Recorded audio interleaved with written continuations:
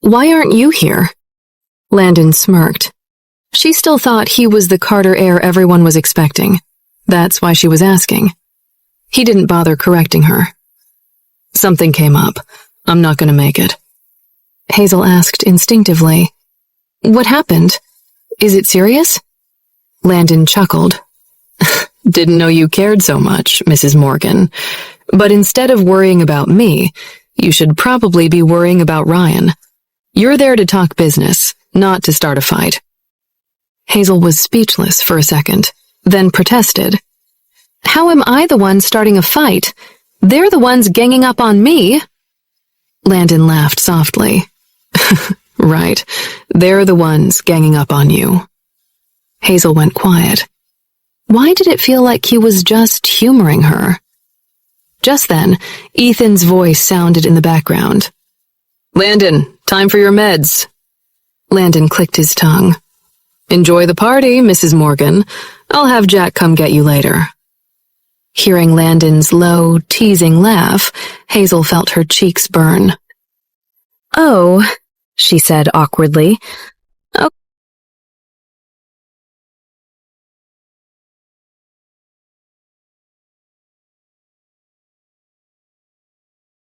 Olivia raised her gaze and spotted Pamela. Of all people, dressed elegantly in formal attire. What a coincidence, Pamela repeated again.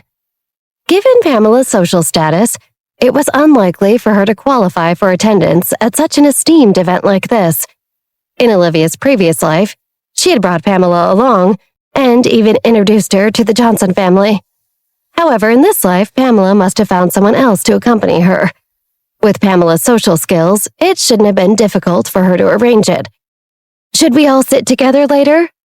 Pamela asked as she approached her classmates with enthusiasm.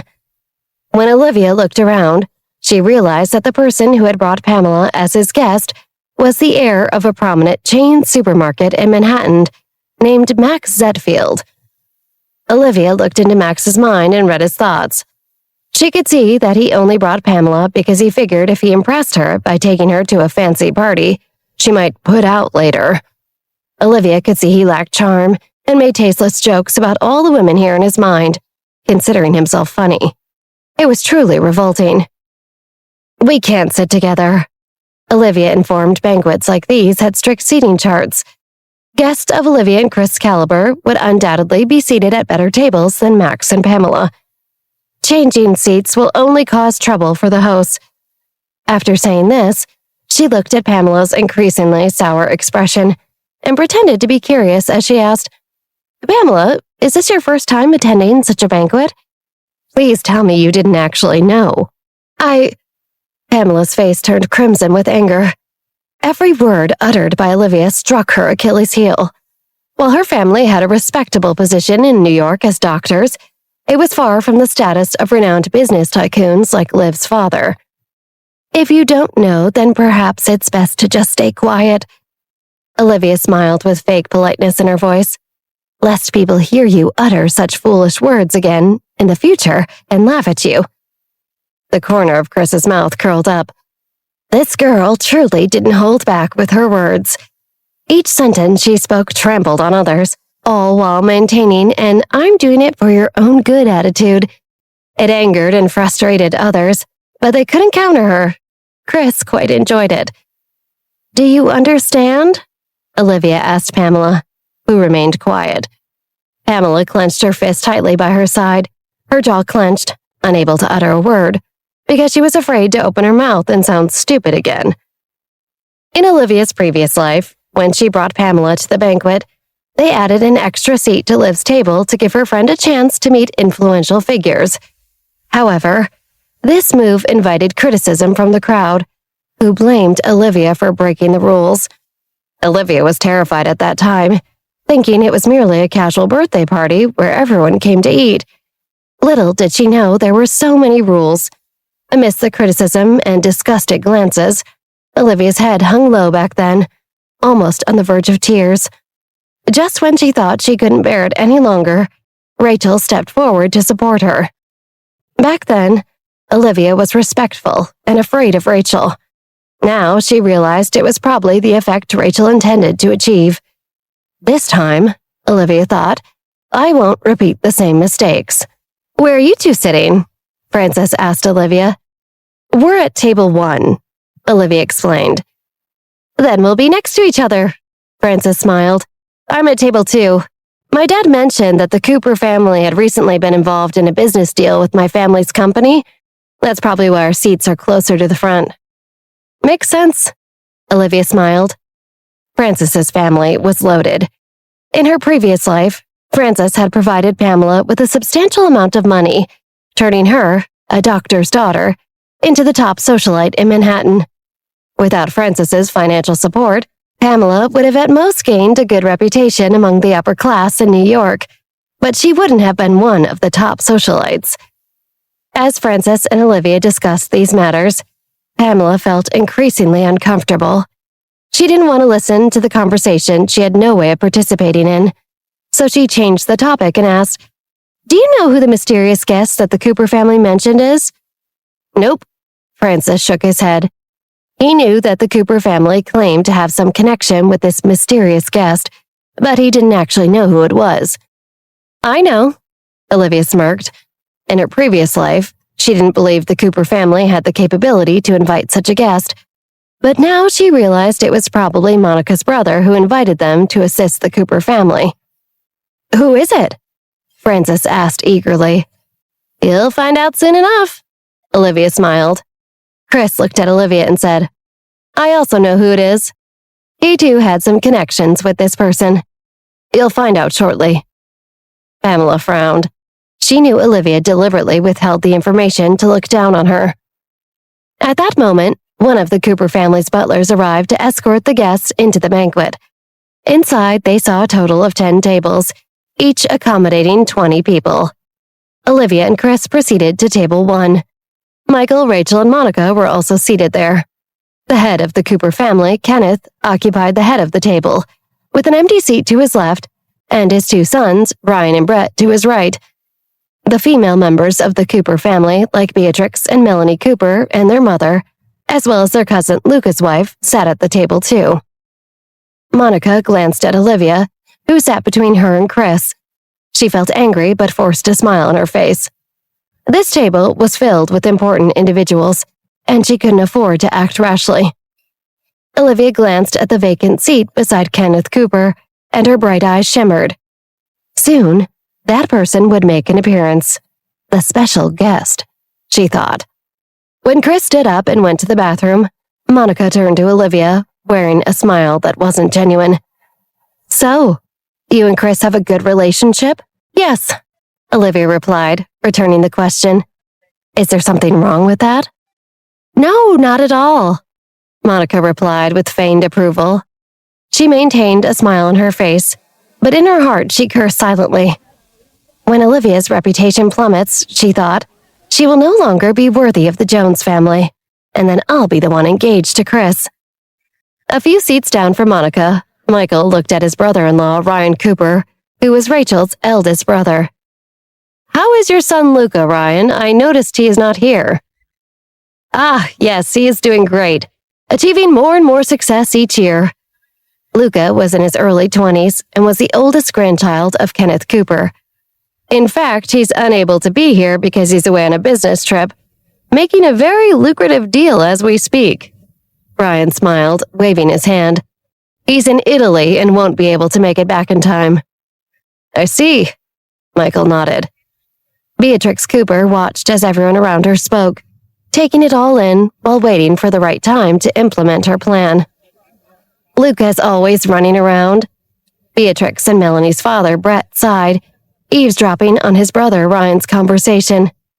The older the child gets, the harder it is to keep them under control. They don't even know how to miss home.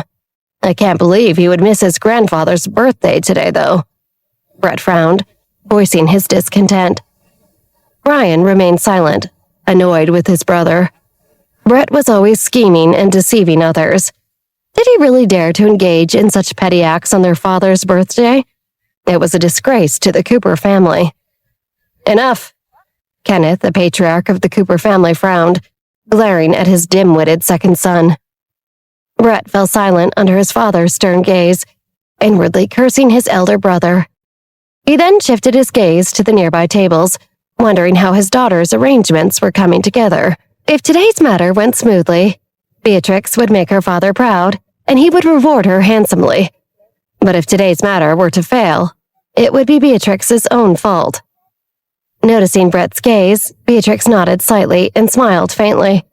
The smile on her face didn't reach her eyes, though. Her eyes betrayed her impatience. "Beatrix, is it time?" Melanie Cooper asked her older sister. Her hair had just begun growing out to a length she didn't hate, and she found herself repeatedly turning her head to glance in Olivia's direction, hoping she could tear Olivia's hair out herself to get her back for the time Olivia chopped her hair off. "Soon, don't worry." Beatrix patted Melanie's hand and smiled warmly. "When has your elder sister ever let you down?" "Right." Melanie smiled and nodded vigorously. Yes, Beatrix has never disappointed her. Seeing Melanie's trusting eyes, Beatrix genuinely smiled from the depths of her heart. Everyone in the Cooper family was cold and selfish. Each one of them was willing to trample over their own kind for personal gain, except her sister. Melanie still retained her innocence, her honesty. Unlike the hypocritical attitudes of the other Cooper family members, Melanie always spoke her true thoughts. What she wanted, what she loved, what she hated. She didn't hide anything at all. This quality was precious and special in Beatrix's eyes. A treasure. Meanwhile, Chris returned and took a seat beside Olivia. At that same moment, Olivia noticed a figure at the entrance from the corner of her eye. She composed herself and said, "He's here." "Who?" Chris asked. "The special guest." Kenneth Cooper stood up and took the initiative to greet the newcomer. "Welcome, Chef Chang. Please, this way." His voice resonated throughout the room. As soon as he mentioned the name, others turned their gaze toward Chef Chang. In Manhattan's culinary world, there were just a handful of rarefied celebrity chefs like Chef Chang, who were often too busy jet-setting around the world and checking in on their restaurant empires to come to mundane events like birthday parties. So guests were surprised to see that the Cooper family had managed to secure an appearance by the world-renowned Chef Chang. It's no wonder the Cooper family strictly prohibited paparazzi from entering this event. One guest thought as Olivia eavesdropped, "Chef Chang is very private and eccentric, and he detests the press." "Ah, Kenneth, you old birthday boy, you don't look a day over 21. Chef Chang, around 60 years old, teased Kenneth. His hair shone with a lustrous sheen, his eyes gleaming. He had a medium build and maintained a straight posture. "You flatter me, old friend," Kenneth laughed. "Please, this way, this way." Chef Chang smiled and made his way toward table 1. "Chef!" Ryan and Brett greeted him warmly as if they were close friends. "Please, have a seat here." Chef Chang nodded, taking the offered seat beside Kenneth. After Chef Chang settled down, Kenneth signaled for the dishes to be served. Olivia's eyes darkened as she observed the servants carrying the dishes and wine. Near her, Beatrix's lips curled upwards, and she exchanged a subtle glance with one of the servants carrying non-alcoholic fruit cider for the teens and wine for the adults. The servant, a young woman by the name of Kaya, nodded discreetly and deliberately slowed down her pace. She then approached table 1, carrying 2 glasses of cider. With her left hand, she placed a cup in front of Monica, and with her right hand, she set another cup in front of Olivia. She remembered clearly that the glass in her right hand had something extra in it. Olivia's lips curled into a slight smile as she overheard the approaching maid's thoughts. She gently shook the cider as soon as it was placed in front of her. The amber liquid swirled gracefully within the transparent glass. Without even looking, she knew that many pairs of eyes were fixed on her, waiting, watching.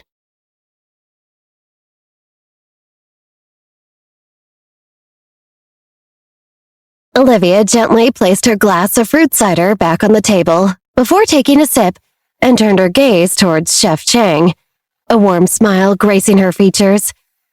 "May I address you as Blake?" Her words caused a subtle furrowing of brows among the individuals seated at the table. It was not normal for a teen to address such a prominent man by his first name.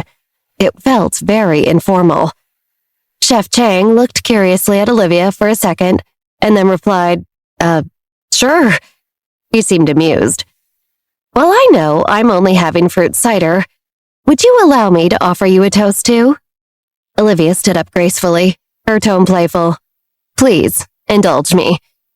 Nonsense. Michael scolded her with a smile directed at Chef Chang. I've spoiled this daughter of mine. What had come over Olivia today? Why was she acting so mischievously? The elders hadn't even begun toasting, so why would a young girl like her join in the merriment? It's quite all right, Chef Chang responded, his eyes reflecting a touch of displeasure, though his smile remained intact. After all, Olivia was but a child, and he saw no need to argue with her. Liv, please have a seat. Michael gestured for Olivia to return to her place. Very well. Olivia replied obediently, her expression slightly disappointed, yet her eyes remained calm. She glanced at the maid beside her, silently motioning for him to pour another glass of fruit cider. Kaya hesitated briefly, but eventually approached Olivia and poured another glass of cider, replacing the previous one. Olivia examined the new glass, free of any additives, and a faint smile graced her lips. She wondered how many people would be left disappointed at this. Chris's eyes flickered with delight, recognizing Olivia's quick wit. He was familiar with the unwritten rule in Manhattan society that dictated servants must replace an empty and undrunk toast. It was an old superstition. To Olivia, this was the best solution to avoid drinking the poisoned cider. However, she knew that before long, the same glass of cider would be presented to her once again, but she only needed this window of opportunity. Monica snorted disdainfully, seething with hatred. To her, someone like Olivia had no right to talk to esteemed guests like Chef Chang. Olivia relied on Chris's presence to feel important here. Beatrix also laughed, seeing through Olivia's intentions. She recognized Olivia's intelligence. Maybe you're a worthy adversary after all, Beatrix thought. You're actually exceeding my expectations. Other party-goers, however, weren't aware of Olivia's ruse, so they secretly mocked Olivia for talking to Chef Chang so directly. They believed she lacked the stature to engage with someone so powerful, but they had forgotten that Olivia had the support of Chris. Curiosity filled Chris's eyes as he looked at Olivia's smiling face and serious gaze. So what exactly is going on? Olivia maintained her smile and replied, I'll tell you in a bit, but later, I'll need you to do me a favor. Although Chris didn't fully grasp Olivia's intentions, he nodded nonetheless. He loved getting up to no good. All right, count me in. Their seemingly playful interaction didn't go unnoticed by the other guests, arousing envy among some of the other teen girls in the vicinity. Pamela, seated a few tables away, trembled with anger. Olivia's behavior was utterly detestable. Was she trying to prove she had such a high status when she toasted Chef Chang? As the birthday feast wore on, Olivia kept her guard up vigilantly.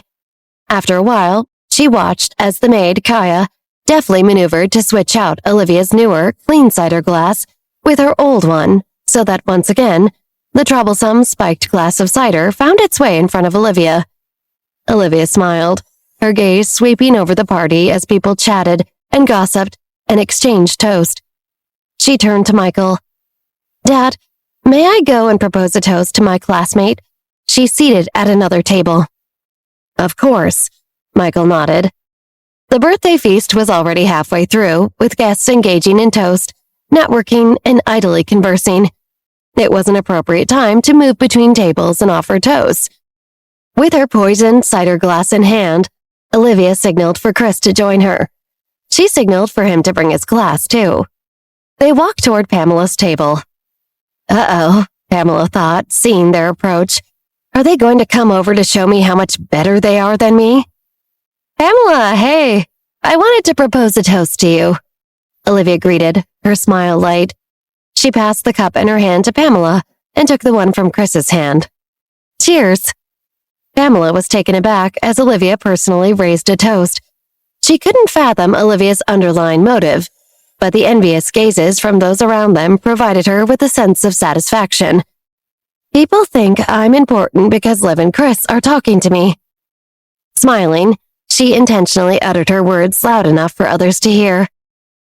I hadn't planned on having any sugar today, but since you're my dear friend, I'll definitely make an exception for you. Why not indulge in a little fruit juice?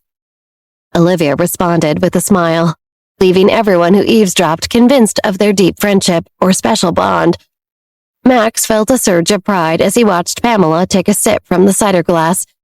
His female companion seemed so close with such influential people. Wearing a faint smile, Olivia remained silent. After drinking Chris's glass, she said, Well, here's to a fun night. And after Pamela agreed, she returned to her seat with Chris.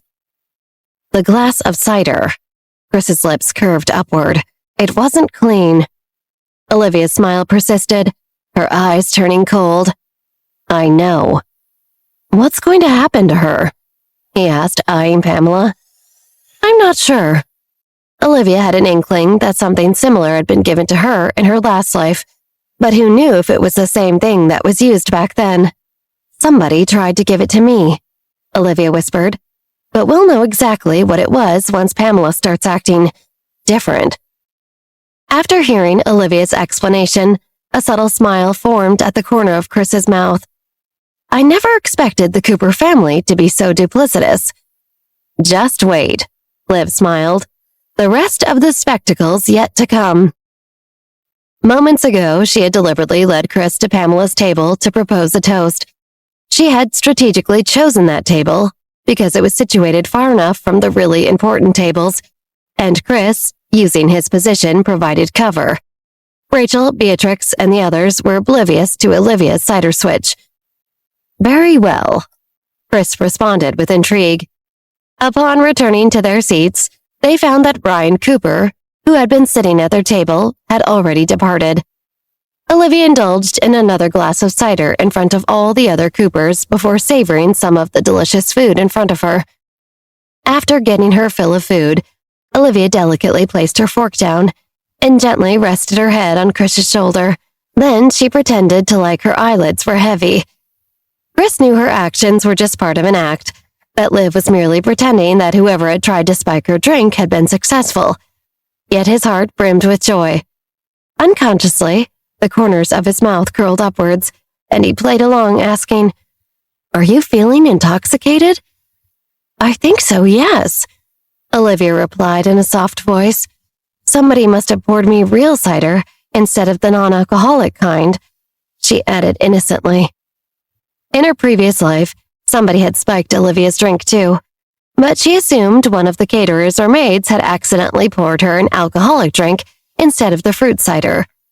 Back then, Rachel had deemed it impolite for Olivia to get drunk at such an important event and had some servants assist her away from the party to rest in one of Kenneth Cooper's many guest bedrooms. While Olivia was in that disoriented state, however, Monica had entered the room with a large group of people, claiming that Olivia had summoned them. Unable to defend herself, Olivia had blamed her condition on intoxication, but she claimed she knew nothing about how she had gotten so drunk. Monica and the others had contradicted her testimony, and coupled with their past discourteous behavior, Olivia lost all credibility. She was barely able to walk, and she slurred so badly, even Michael was embarrassed, and wondered if he'd made a mistake bringing Olivia into this new world with such esteemed people. She had become a thorn in the side of the Cooper family. True to form, Rachel once again spoke up, noting, This child's desire for alcohol is perhaps proof of her mother's terrible child-rearing and her life of the streets before this. We should put her in rehab. Back then, Michael agreed without question, and after that, he regarded his daughter as if he fully didn't trust her, as though she were an addict or something who could revert to her impulsive ways at any time. When she went to rehab, the tabloids caught wind of an heiress seeking help and had a field day with it, and she never quite lived it down. She was the scourge of her family. Now, though, Olivia pretended only to be slightly drowsy. She didn't slur or fall all over herself. Still, as if on cue, while Michael was off saying hello to business associates, Rachel spoke up and said, "Young Olivia seems to be slightly intoxicated, and it's unbecoming of a young woman." She eyed Kaya and said, "Take her to one of the guest rooms to rest. I don't want her father to see her like this, nor should my family." Rachel was pretending to look after both Olivia and Michael's best interests, but Olivia knew what was really going on.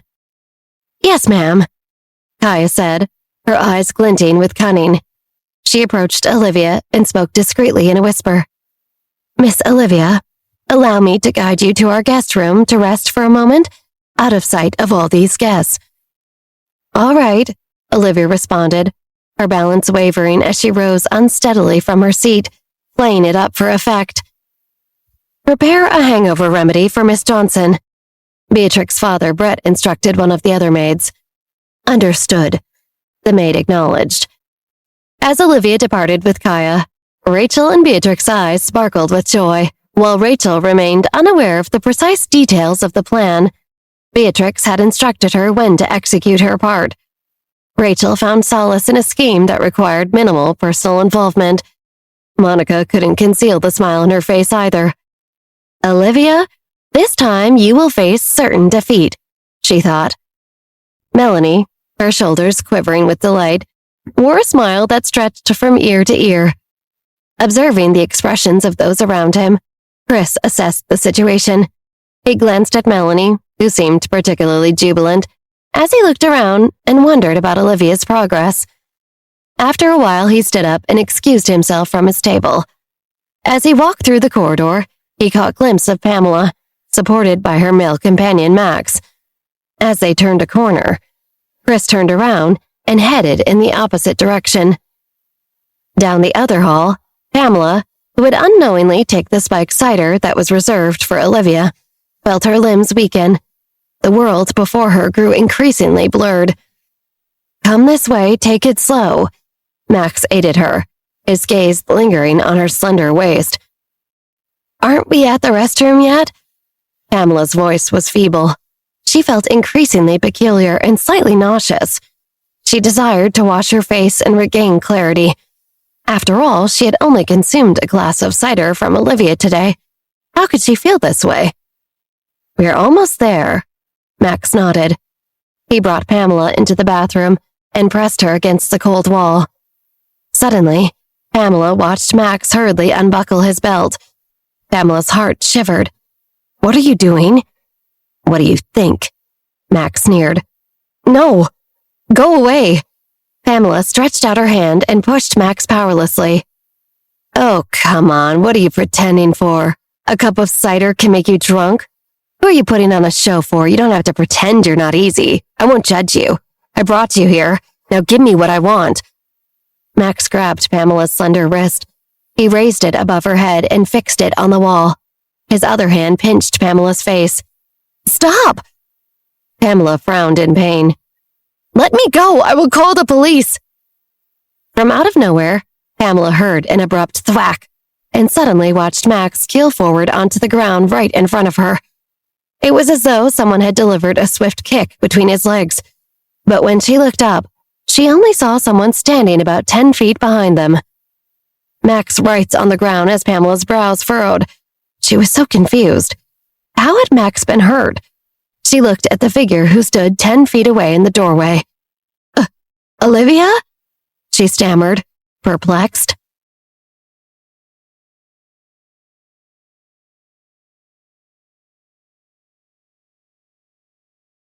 Olivia watched confusion streak across Pamela's face. "Did you kick him from all the way over there?"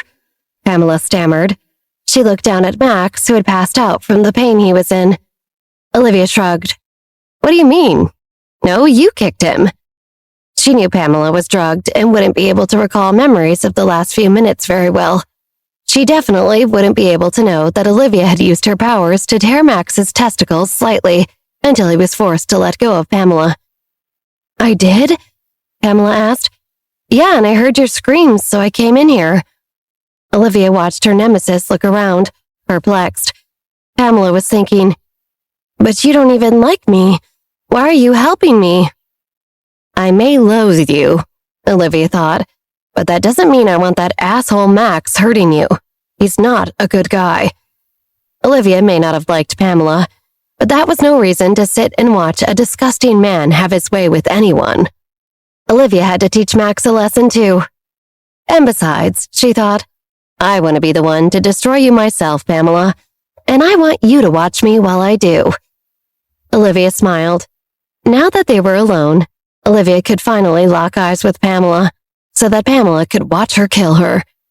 Olivia refocused her attention on the bathroom sink, just to the right of Pamela, and prepared to use her powers to tear it from the wall, so she could bash it into Pamela's skull. Anyone who came to see what had happened would see that Pamela and Max had been in some sort of huge fight, and they had somehow knocked the porcelain sink from the wall in the midst of it. Even if Max came to and denied it, nobody would believe him, especially since Pamela's dress was torn and she showed signs of having been abused by him.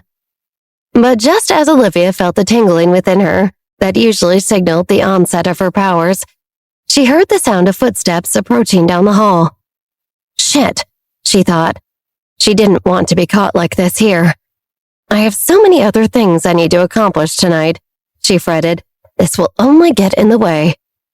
She thought about Beatrix and of Rachel and Monica, and she quickly slipped back out of the doorway and left Pamela alone.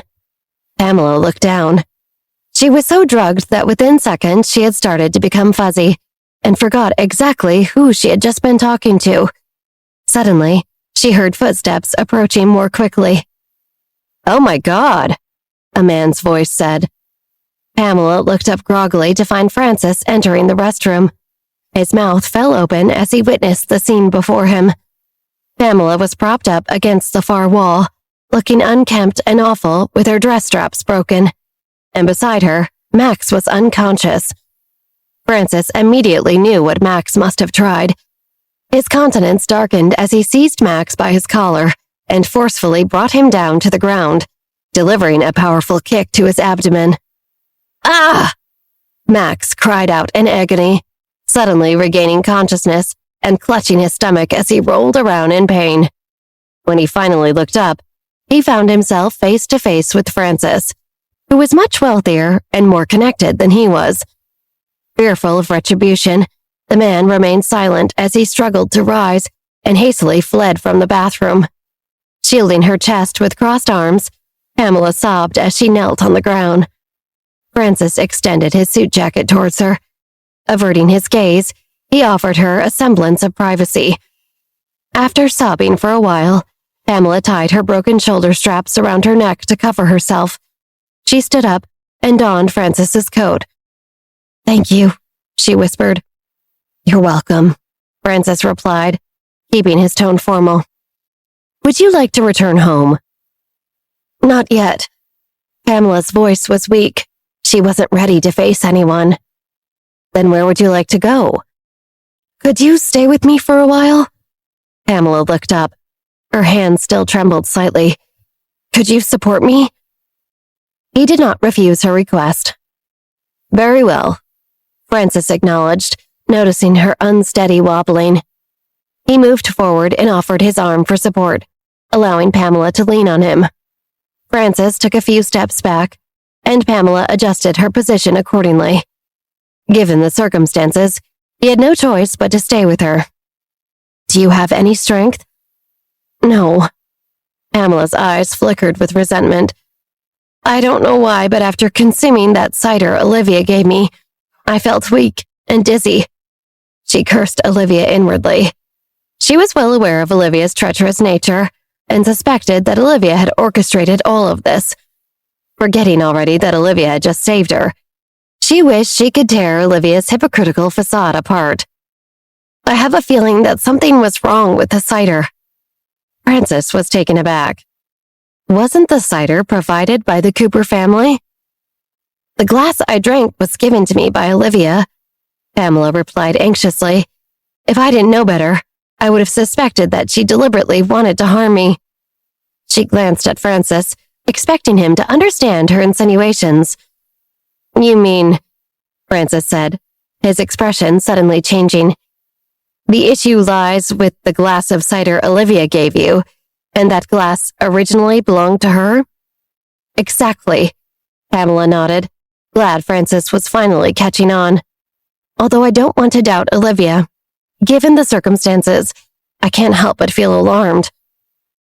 Francis's gaze grew serious as he followed Pamela's train of thought, muttering to himself. Pamela's eyes lit up. It seemed that Francis understood her implications. Francis must now recognize Olivia's true nature, right? She thought her plan was to sow discord between Francis and Olivia, and then to bring Francis over to her side. Once that was accomplished, Pamela need not worry about her inability to drive a wedge between Olivia and Chris. Hope for her future surged within her. "Wait, but if Olivia hadn't happened to give you that glass of cider, she would have drank it herself."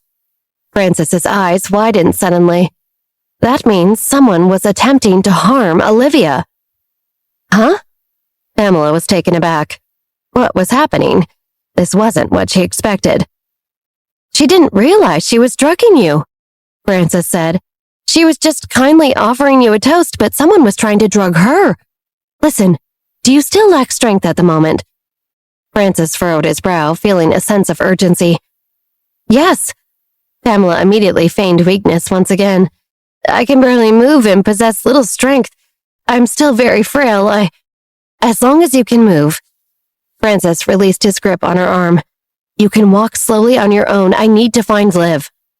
Someone intended to harm Olivia, and this thought left Francis anxious, causing beads of sweat to form on his forehead. He had developed a strong liking for her and wanted to inform her as soon as possible. Even if she was with Chris, he hoped one day she'd see that he, Francis, was a better match for her, and he would prove it by being a good friend. "What?" Pamela was dumbfounded. No, Goodbye." Francis interrupted her, swiftly turning away and hurrying off.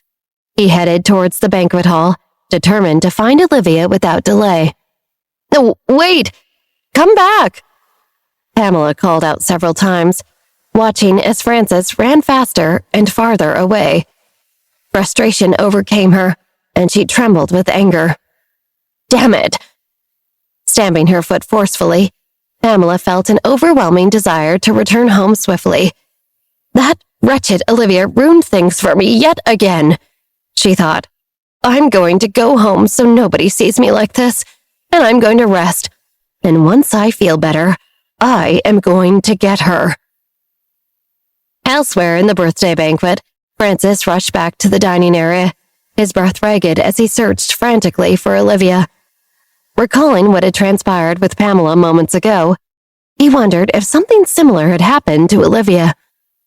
No, Chris is with her, he assured himself. With Chris by her side, such a thing couldn't possibly happen. It just couldn't.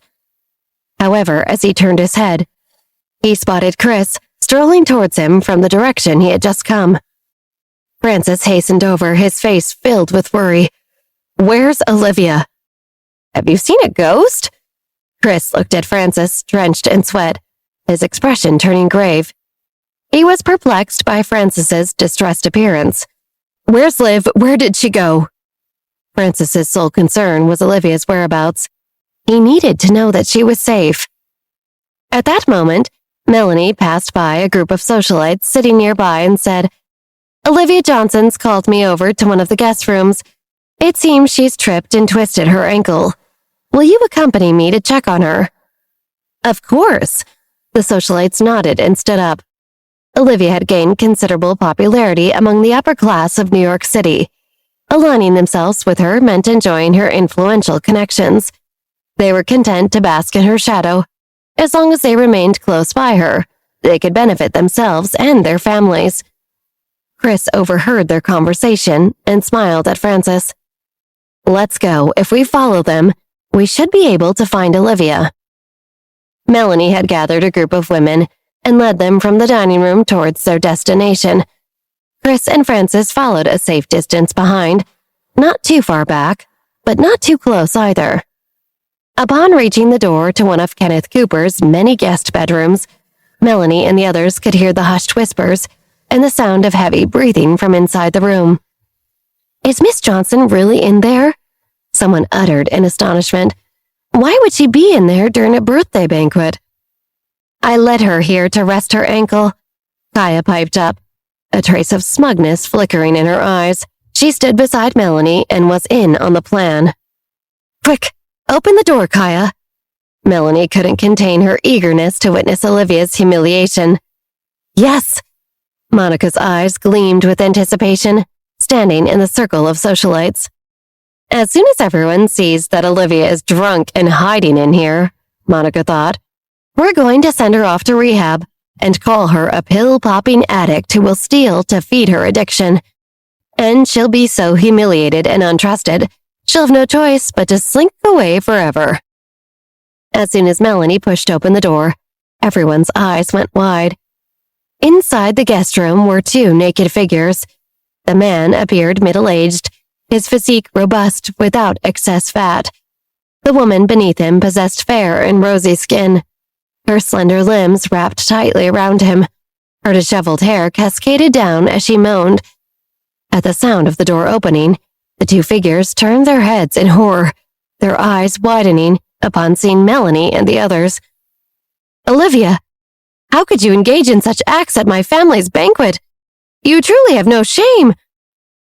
Melanie stopped mid-sentence. "Wait, Uncle Ryan? Cousin Alice?" The shock realization struck her. She had expected to witness Olivia's humiliation at the hands of the maids, not her own family members.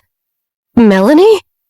Ryan, too, was stunned upon seeing his niece's expression. "Get out!" Melanie quickly led everyone from the room, but as the door was about to close, Rachel and another pack of noble ladies arrived. Rachel was pretending to give a tour to the women, so she could accidentally stumble upon Olivia's scandal by chance, just as Melanie was discovering Liv. Her face had been adorned with a smile, but it quickly faded upon seeing Ryan and his son's wife, Alice, inside. "Ryan! Alice!" she exclaimed. "Get out! Leave!" Ryan's face turned crimson, and Alice, filled with embarrassment, hastily covered herself with the torn clothes, retreating into the ballroom. With a resounding bang, the door closed. Rachel remained perplexed by the turn of events. Logically, the person inside that guest room should have been Olivia. What were her older brother and her nephew, Luca's wife, doing in there instead? "Oh, God," Rachel thought, looking around at all the socialites surrounding her. "If this gets out, what would befall my family?"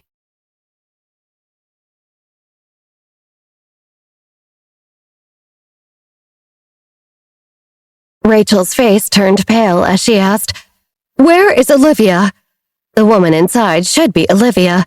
The person they had intended to embarrass was Olivia. "Auntie, did you call me?" Olivia appeared behind them with a smile. Her arm was linked with Chris's, and Frances stood to her left. Why are you here?" Rachel was dumbfounded. Olivia blinked innocently. "I felt a bit dizzy, so a maid led me to the guest room to lay down, but I politely declined and decided to go for a walk and get some fresh air instead. I happened to run into Chris and Francis, so I asked them to accompany me. What's wrong?" "You're lying!" Kaya exclaimed in disbelief. She had personally escorted Olivia into the guest room to lie down after Rachel asked her to earlier, and she had only left after she saw Olivia fall asleep. How could the situation have changed like this? Kaya was certain she left Olivia in this room. "I'm lying?" Olivia pointed at herself. "Why would I lie to you? If you don't believe me, you can ask them." Olivia gestured towards Chris. "She's right, I have been with her the whole time," Chris confirmed. "Yes, I happened upon the two of them a few minutes ago and joined them," Francis added, his gaze fixed on the crowd with vigilance. In reality, Olivia had left the guest room as soon as Kaya left her alone. When she stepped out of the room, she heard Alice and Ryan flirting down the hall. So she purposely went through and made sure to lock all the other guest rooms before leaving the room she had been in unlocked. She knew from her past life that Ryan Cooper carried on an affair with his son Luca's wife. Back then, it wasn't exposed until much later. But if they were going to canoodle during this party, it played into her hand to have them doing so in the room Melanie planned on humiliating Olivia in. It's all coming together so nicely, Olivia thought. Then she told Chris to go along with whatever she said. Why is everyone standing around here? Olivia feigned confusion as she addressed the group now. Rachel stood stunned. She couldn't comprehend where things had gone wrong. As an uncomfortable silence settled, the tightly shut door creaked open. Ryan emerged, wearing a shirt with 2 missing buttons, and his clothes wrinkled. He glared at Melanie, face darkening. Today's incident, nobody is to speak of it. All those present were sensible individuals who nodded in agreement. They would keep this matter to themselves. When they reported back to their families later, well, that wouldn't be considered sharing the information. Olivia smirked, reading the thoughts of the socialites, who couldn't wait to get home to share this fun gossip about the Coopers. At that moment, another group of people arrived. Brett led this group, and among them were most of the male guests present at the banquet. Upon witnessing Ryan's embarrassing state, Brett sneered. "Big brother, you look worse for wear. What is nobody to speak of?" Ryan immediately felt like he had been set up deliberately by someone, especially after seeing the number of people present and the expression on Brett's face. Instinctively, his gaze locked onto Melanie, since she was the first person to open the door and catch him and Alice together. It was her, he thought. Melanie, under Ryan's intense stare, took a few steps back. Her target had been Olivia, not her uncle. "Nothing of consequence," Ryan told his brother, tugging at his shirt hem, attempting to divert attention. "Let's go, we have a banquet to get back to." Brett scrutinized Ryan from head to toe, his gaze lingering on Ryan's neck. "Hey, have you been in a fight? Your neck looks red. You injured?" Ryan reached up and touched his neck, anxiety evident as he rubbed the red spot with his palm. It's nothing." A touch of ridicule crept into Brett's face. "I see. Could it be that you were with someone?" "What nonsense are you talking about?" Ryan scolded, his embarrassment urging him to hurry everyone away from the scene. Alice was concealed in the room, dressed in tattered clothes, and he felt a wave of panic. What if his brother opened the door and found her there, and then everyone saw what was going on?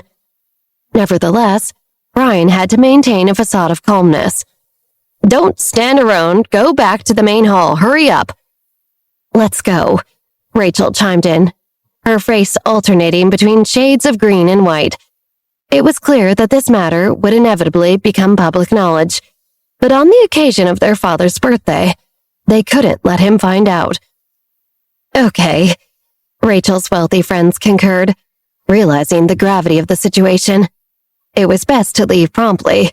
What they had witnessed would provide ample material for their afternoon tea discussions. Some socialites blushed intensely at the scene they had witnessed. They had no desire to linger any longer as things grew more awkward. As they bid their farewells, the group began to disperse in a hurry. At that moment, Brett frowned, dissatisfaction etching his face. This was the perfect opportunity to undermine his older brother's position as their father Kenneth's successor. An opportunity that couldn't be missed. "Wait a moment," Brett interjected. "Where's Nisha, your wife?" Ryan's face stiffened. "She's just freshening up. She'll join us in a moment. Let's head back to the banquet first. If we don't, Dad will start worrying about where we are." "Sure, let's go ahead. Father will grow anxious if we delay," Rachel concurred, fully aware of her brother Brett's intentions. She cursed inwardly. If something truly happened to Ryan or his reputation, it would bring calamity upon the Cooper family. They were in this together, for better or worse. How could Brett fail to comprehend this and compromise their entire family's reputation for the sake of his own ego and ambitions right now? "What will I worry about?" Kenneth Cooper asked, approaching the large group with a cane. Michael and Chef Chang accompanied him on his left, while Ryan's wife, Nisha, flanked his right side. "Dad!" Ryan's heart quivered upon seeing Kenneth. "What happened to you?" Kenneth examined Ryan's disheveled appearance, his brows furrowing. "Wait!" Brett feigned surprise. "I thought Nisha was in there with you." Brett pointed to the closed guest room door behind his brother, Ryan. The remaining guests cast embarrassed glances at Ryan's wife, Nisha. Nisha's complexion turned pale in an instant. She was well aware of the kind of person her husband was. Their son Luca had avoided coming home for years because of this, but for the sake of her son's future, she had endured it time and again. But how could Ryan engage in such despicable behavior on such an occasion? Kenneth's expression darkened. Although his eldest son lacked virtue, someone must have intentionally been scheming to disgrace the Cooper family. "Dad, Ryan mumbled, his head lowered in embarrassment. "I wasn't doing anything wrong. I was merely in there resting." "Say no more," Kenneth uttered coldly. "Everyone, get back to the banquet." With the patriarch of the Cooper family speaking, the guests nodded and prepared to proceed to the main hall. Brett clenched his teeth and declared, "Wait, Dad. We must resolve this matter immediately. If we don't address it now, people will make up their own stories about what happened here. Let's just open the door, and Ryan can show us that there was no one inside with him, and we can clear up this whole situation once and for all." Kenneth remained silent, hesitating. He still did not know who the person inside the room was. If it were perhaps just one of the maids, that would be upsetting, but manageable. However, if it were one of the other guests, "That's not necessary." Nisha's voice quivered. "You all go ahead. Rachel and I will check to see that Ryan is telling the truth. I'm sure he was in that room alone and just needed to get some air, and nobody needs to speculate further." While she desired to humiliate Ryan, she couldn't act recklessly. If harm befell him, it would undoubtedly ruin her son Luca's future, too. Moreover, if her husband and his mistress were caught in such a compromising situation, her son would become the laughingstock of New York City. "Sounds good," Kenneth acquiesced. Brett ground his teeth. His sister-in-law was truly a hindrance. The group proceeded towards the main hall, while Nisha and Rachel entered the guest room, firmly closing the door. Inside, Luca's wife Alice curled up on the bed, not knowing what to say. Nisha's eyes brimmed with hatred, and she promptly approached and slapped Alicia fiercely. "You despicable, vile woman! Do you really intend to ruin my son's life?" "No, it's not like that. Alice pleaded. Luca hadn't loved her in the slightest. They'd been married for 3 years, and he had barely touched her. As a woman, she had been forced into such circumstances. "Bitch!" Nisha raised her hand, delivering another slap to Alice. "Nisha, let it go," Rachel interjected, pulling Nisha away. "My father and the others are waiting for us out in the banquet hall. This whore isn't worth your energy." Gritting her teeth, Nisha then called for a maid to bring a change of clothes for Alice. Once Alice had changed, Rachel pointed to the maid who had just delivered the clothes and said, "Later, you will claim that it was you who slept with Ryan. Do you understand me?" "Me?" The maid stood in disbelief. She was only 20 and had never even had a boyfriend. "If you want to stay employed in the state of New York and be paid handsomely for your trouble, you will cooperate," Rachel threatened, her face dark. "Yes? Do you hear me?" Back in the main banquet hall, Kenneth returned to his seat, while the other guests milled about, whispering amongst themselves. "This incident has caused quite a stir." Francis turned his head to look at Olivia. "What do you think will happen next?" Olivia smirked, a hint of amusement curling her lips. "I imagine someone will have to pay for all this embarrassment to the Cooper family." "Who might that be?" Francis inquired. "You'll find out soon enough." Olivia nudged Francis with her elbow. "Stop talking, they're here." Francis followed Olivia's gaze and saw Rachel and Nisha entering the hall. Behind them stood a disheveled maid, her eyes red and tear-stained. "What happened?" Kenneth spotted the maid.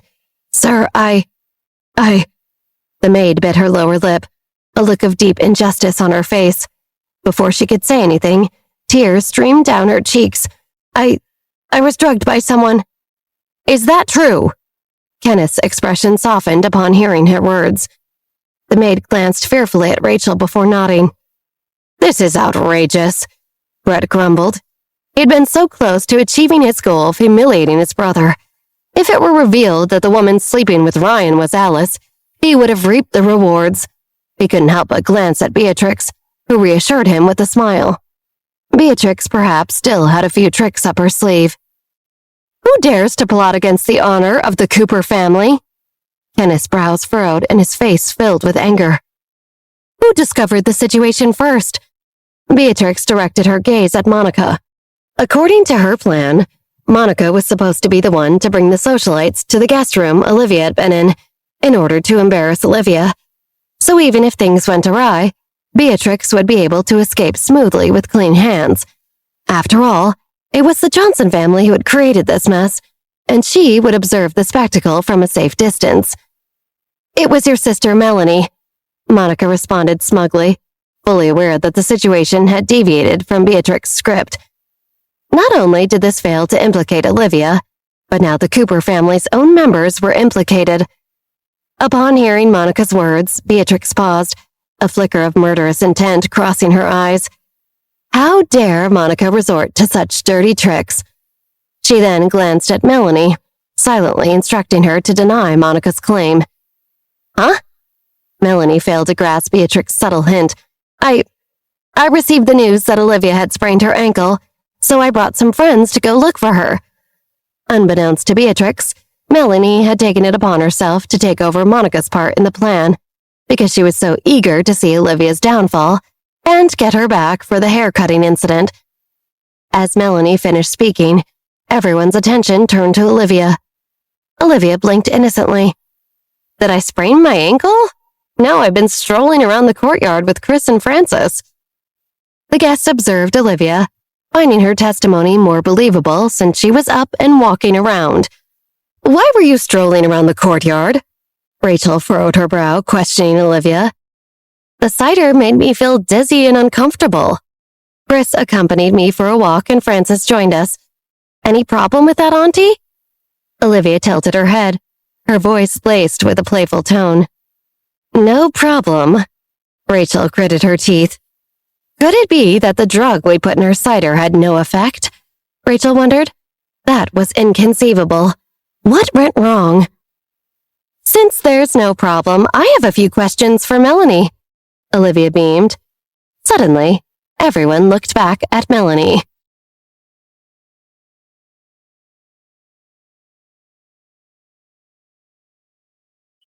What do you want to ask? Melanie grew nervous. Where did you hear that I sprained my ankle? Olivia inquired. A maid told me, Melanie hesitantly replied. Which maid? Olivia pressed on. Melanie covertly glanced at a servant nearby. It was her. She pointed to Kaya. You? Olivia gazed at Kaya intently. This was the same maid who had poured cider for her. Why did you claim that I sprained my ankle?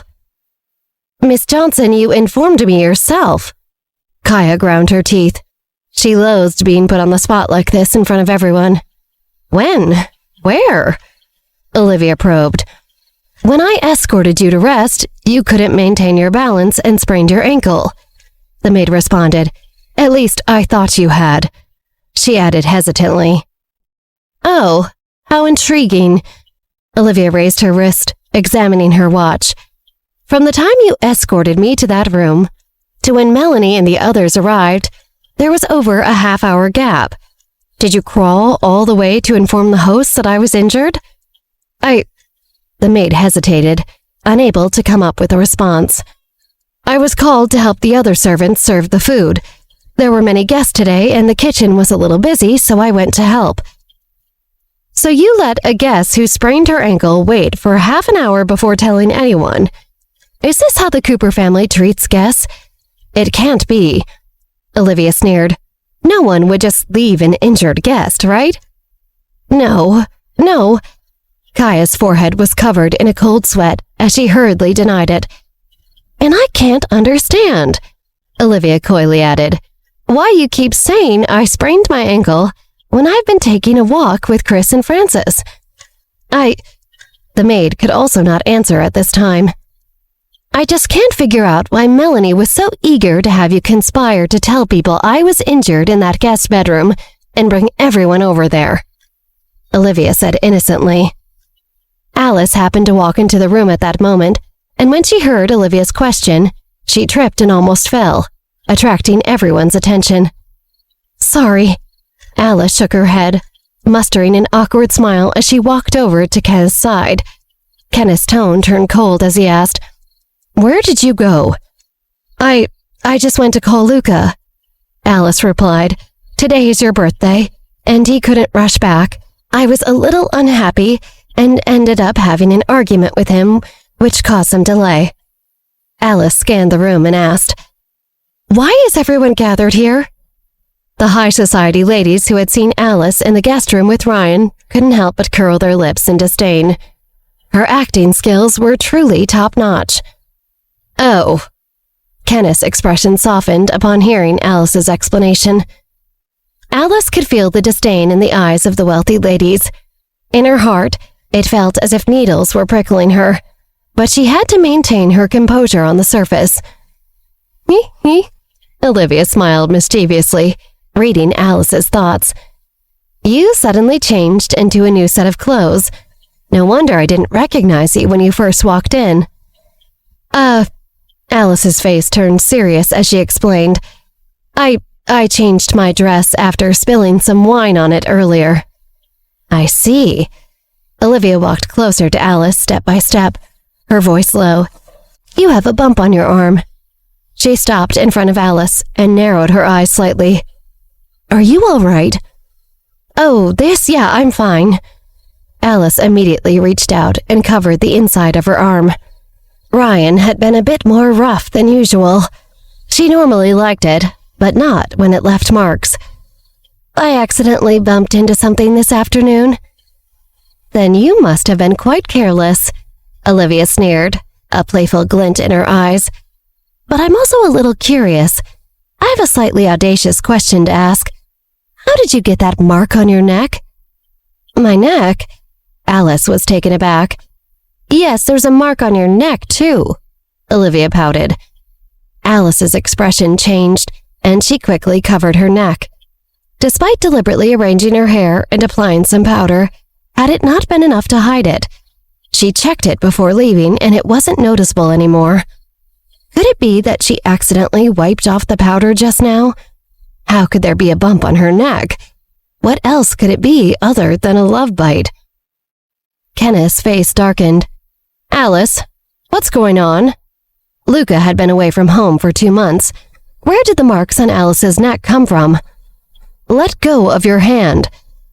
Alice tightly wrapped both of her hands around her neck and shook her head silently. "Sir, Alice bit her lower lip, casting a helpless glance at Kenneth and then at Ryan. "Dad, we've been framed." Ryan no longer concealed anything. His face flushed, and he stared fiercely at Melanie.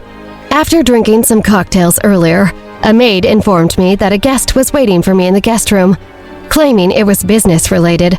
I left based on that. But before leaving, I even told you, and when I got there, I must have passed out. And when Melanie entered that room, I came to, and I was barely clothed, and Alice was beside me. I think she was drugged too." Kenneth remained silent but understood what was going on. Ryan was lying. Ryan had slept with his son's wife, Alice, and they were trying to claim someone had drugged them and made it look like they had been in bed together, but of course, Kenneth knew this was a farce. He wasn't born yesterday. His son was lecherous, and he'd even tried to get a maid to say she had been drugged and put in the bed with him so nobody would know it was Alice. What a mess, Kenneth thought. Regardless of whether somebody had orchestrated the very public embarrassment, though, the entire debacle would still bring shame to the Cooper family. The most important thing now was to quickly find the person who arranged to expose Ryan and Alice's affair, and then minimize the damage. "That's right, Grandpa," Beatrix interjected, glancing at Olivia, who seemed to be thoroughly enjoying the situation. I'm also curious if Miss Johnson had something to do with this, since she admits she was in that room right before Ryan and Alice. As everyone heard Beatrix's words, their gazes turned toward Olivia. It seemed that Miss Johnson was perhaps suspicious, but it didn't make sense. The Johnson family and the Cooper family had a close relationship, and if one's reputation suffered, the other would too. There was no reason for someone in the Johnson family to do such a thing. Could it be a personal grudge? Some present couldn't help but recall the events of 17 years ago, causing a shiver to run down their spines. Perhaps it truly was a personal grudge. Are you really questioning me? Olivia, unfazed by the finger of suspicion pointing at her, raised her eyebrows. Beatrix was clever. In order to protect Melanie, she would surely shift all the blame onto Olivia to shield her. Beatrix, don't speak recklessly. Michael's expression turned unpleasant. How could he allow his daughter to be slandered like this? It was Olivia's first time coming to the Cooper family mansion, and she wasn't even familiar with the surroundings. How could she have orchestrated such an elaborate plan? I'm just speculating. If Olivia can prove it wasn't her, it would be best. But if she can't... Beatrix paused, leaving room for everyone's imagination. So are you suspecting my fiancé? Chris frowned. Even though I've just told you I was with her for the last half hour? Given the special relationship between Chris and Olivia, his testimony may not be impartial. Beatrix calmly exclaimed. Yes, that's right. It must have been you who did something. Did you somehow get my uncle and cousin-in-law to go to that room? Melanie chimed in hastily, seeing the situation turning against her. Why are you so opposed to our Cooper family? Or isn't it more likely that if someone wants to embarrass Ryan, it was far likelier someone who knows him? It's my first time coming to this house. Remember, it was Melanie who discovered Ryan and Alice in the first place, and Melanie who was apparently told I was injured. Maybe she's working with the maids. Beatrix's expression changed. Oh no, Melanie was too impulsive and fell into the trap. She had to find a way to salvage the situation as soon as possible. No, it has nothing to do with me, Kaya said, terrified. Was Beatrix going to cut off ties after using her? She had pinned all her hopes on this grand plan, hoping she could move up the ladder by helping Beatrix. Olivia, don't accuse people of things without evidence, Beatrix quickly said. A sigh of relief escaped Kaya's lips. The thought of being discarded had terrified her, but it seemed that Beatrix had not forsaken her just yet, rekindling her confidence.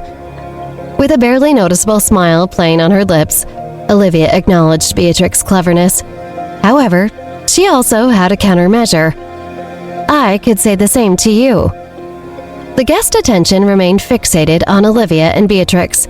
They could sense the tension between the two girls. Beatrix found herself unable to produce further evidence, while Olivia was unable to clear herself of suspicion. The atmosphere froze, becoming increasingly awkward.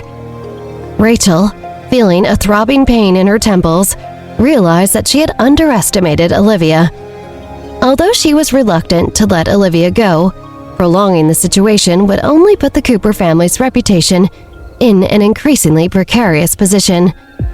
The whole thing had already blown up into such a big spectacle, and it wasn't beneficial for the family or Monica's future. She had to prioritize protecting the Cooper family. Let's bring this matter to an end, Rachel said softly. We will get to the bottom of it another time. We have a banquet to enjoy for now, and perhaps this is all just a misunderstanding. Beatrix understood Rachel's intentions as soon as she spoke. Olivia was indeed difficult to handle, but this sparked her fighting spirit. This round ended in a draw, and she eagerly anticipated their next confrontation. Is that it? Brett stood stunned. How could it end like this? He didn't know the next opportunity he might have to expose his brother Ryan for who he really was. It couldn't just conclude here. Brett wanted to oust Ryan from the family company and become the heir apparent. What if today was his only chance? Upon hearing Brett's words, Rachel and Beatrix's faces froze. Brett truly lacked foresight. What was he saying at a time like this? At the very least, I need to address my brother's situation, Brett said anxiously. Ryan's expression darkened. His good-for-nothing brother was determined to ruin his life. Brett had always been a curse to him. He couldn't predict what might come next. Kenneth furrowed his brow unhappily. Brett's intentions were too obvious. This fool did not care about tarnishing the Cooper family's reputation. It had been difficult to shift the focus away from this scandal. So why was Brett redirecting it back there? Dad? Ryan's voice grew somber. Since Brett wanted to play dirty, he had to strike first. I suspect it was Melanie. Ryan's words shocked everyone, including Melanie. What? She exclaimed. What are you saying, Uncle?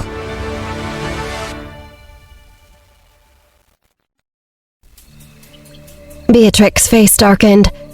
Uncle Ryan, you mustn't speak nonsense. I'm not, Ryan retorted. Think about it. It was Melanie who brought everyone over. If Olivia had sprained her foot, why would Melanie have to call so many people? Just one maid and a doctor would have sufficed, Ryan explained, his eyes filled with determination. We have doctors in attendance tonight. She did this all intentionally. She must have known I was in that room, and she brought people to find me in there. A faint smile tugged at the corner of Olivia's lips. She had been waiting for Ryan to say those words. If Ryan hadn't, she would have said it herself, but the impact wouldn't have been as powerful. Melanie hurriedly waved her hand. No, I didn't, She didn't know what to say because she couldn't admit she'd been trying to set Olivia up, since that would make her look bad too. Catching her uncle and her cousin's wife hadn't been part of the plan. Melanie, I truly don't understand, Olivia interjected. Ryan is your uncle. Why would you go to such lengths and plan something so diabolical? I never would have thought it was you who did it if I hadn't heard it with my own ears. I would have thought maybe it was someone older, with more to gain from doing something like this. After Olivia's words, everyone's gaze shifted in unison toward Brett. After all, Melanie was just a child. How could she have orchestrated such an elaborate plan? It was implausible for a teenage girl to do such things. Brett was well aware of what everyone was thinking. His expression changed, a flash of ruthlessness flickering in his eyes. He forcefully pulled Melanie towards him and raised his hand, as if threatening her. You wretched child, look at what you've done. Even his biological daughter was nothing more than a tool for his ambitions. Protecting himself was his foremost priority in this critical moment, so he had to look like he was angry with his daughter for making him look bad. His voice echoed through the main hall, and everyone looked shocked. Melanie quickly yanked her arm out of her father's grasp, but backed away so quickly she tripped and tumbled to the floor. As she fell, a small medicine bottle rolled out from her belongings, coming to a stop at Olivia's feet. Olivia bent down and picked up the small bottle, puzzlement evident on her face as she examined the label. Turning to Michael, she inquired, Father, what is this? The question prompted everyone to begin whispering. Oh, God, Beatrix thought, closing her eyes. Kaya must have handed the poison to Melanie after spiking Olivia's cider with it earlier. Melanie was sitting at the end of the table, so she was able to grab it more discreetly from Kaya than Beatrix, who sat in the middle of the table, could. Silence enveloped the hall. Olivia could see that onlookers were beginning to suspect the drug in Melanie's pocket was the one that Ryan and Alice claimed someone had given them. They don't even know about Melanie and Beatrix and Rachel's plan to drug and embarrass me, she smiled to herself. These Coopers are so scheming and duplicitous. This is turning out much, much better than I could have ever expected. It was almost too easy. They had given her so much to work with and walked right into Olivia's snare. I must be doing something right, she smirked, because it's all falling into place, and Rachel and Melanie and their whole family are suffering for it. Beatrix's heart was heavy, a sense of foreboding settling within her. Her gaze fixated on Brett, and she felt sneered in his presence. She watched as he grabbed Melanie by the arm. Come on, you and I are going home, and I'm going to deal with you in private. He had to save face in front of everyone by isolating his daughter and acting as though she had acted alone and trying to humiliate his brother. No! No! Melanie shook her head vigorously, retreating in fear. I don't know anything! I don't know anything! To think you would stoop to such lows, her father yelled. Beatrix's face darkened. No, please, Dad! Melanie's voice trembled as she pleaded desperately. Her limbs shook, and her mind went blank. I'm innocent. I didn't know anything about what my uncle was up to. I wasn't trying to embarrass anyone. She genuinely did not know about Ryan's affair. She hadn't done anything wrong. She had simply followed Beatrix's instructions to try and make Olivia look drunk and then embarrass her. She had been told that Olivia would be in that guest room, not her uncle. Melanie looked to Beatrix with tear-filled eyes, her voice pleading. Please save me, I don't know anything. Beatrix's heart ached at the sight of Melanie's distress. This was her beloved younger sister, the one that she had cherished since childhood. Dad, there must be some sort of explanation behind all this. You shut up. Brett dismissed Beatrix's words without care. All he knew was that if he didn't punish Melanie now, he might face severe consequences from his father for disgracing their family at such an important event. He was destined to become the future head of the Cooper family, and sacrificing his own daughter was a necessary step. Beatrix clenched her fist tightly as she watched Melanie being dragged away by her father. Her perfectly manicured nails dug into her palms, drawing blood. The pain she felt seemed to mirror the wounds inflicted on her sister. Beatrix's heart felt as though it had been gripped by an invisible hand. She gritted her teeth, her eyes filled with anguish as she observed Melanie's helplessness. How had her plan gone so awry?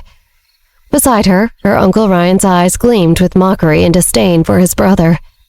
Beatrix ran to catch up to her sister and father, defeated over how the day had turned out. An inexplicable chill hung in the air, leaving a lingering sense of coldness behind. Olivia watched, a twinkle in her eye. You may have more people on your side, she thought, but I can read your minds, and I have the benefit of hindsight from my last life, so I know your game plans. And unless you level up, she smirked, I'll always be one step ahead of you. Francis's heart was deeply moved as he witnessed the scene unfold before him. Wow, he mumbled. Olivia turned her head and questioned Francis. What's the matter with you? Francis furrowed his brow slightly and replied, I can't help but feel sorry for them. Why? They're schemers. They sort of brought it on themselves. In Olivia's previous life, she had experienced injustice, humiliation, and isolation. And back then, none of these people ever stood up for her. No one even uttered a word on her behalf. When Melanie secretly took a photo of Olivia changing clothes and arrogantly shared it with every high schooler in Manhattan, the image spread like wildfire. People laughed and pointed at Olivia, ridiculing her. At that time, the agony in her heart was worse than death. The stares of everyone were like sharp blades, stripping her of her elegant garments and dignity. Just remember, Olivia whispered to Francis, her face faintly smiling but her eyes cold. The cruelest revenge is one that inflicts more pain than death itself. It strikes at the very core of a person's being. After speaking, Olivia walked off down the hall and back to her seat. Francis watched, when suddenly he heard Chris whispering beside him. If I were to tell you that everything Olivia possesses now is rightfully hers, and that she is fully deserving of even greater things, would you understand? Chris spoke softly as if addressing Francis and himself simultaneously. Francis looked at Olivia's figure and nodded resolutely. For some reason, a surge of fervor welled up within him. Over the years, he had been consumed by gaming, and he had never paid attention to the business affairs of his family. But now, he yearned to do something more important than simply gaming, to make something of himself the way Olivia seemed to make of herself, to make a difference. He admired her for the way she stood up for herself today. Chris smiled and turned away, finally recognizing Olivia for who she truly was. He admired her intelligence and her methods. She was powerful and unafraid, and if he was going to reclaim the Jones family throne, He needed her by his side. Olivia, now engaged in conversation with Michael, caught sight of Chris leaving from the corner of her eye. A trace of melancholy flashed across her face.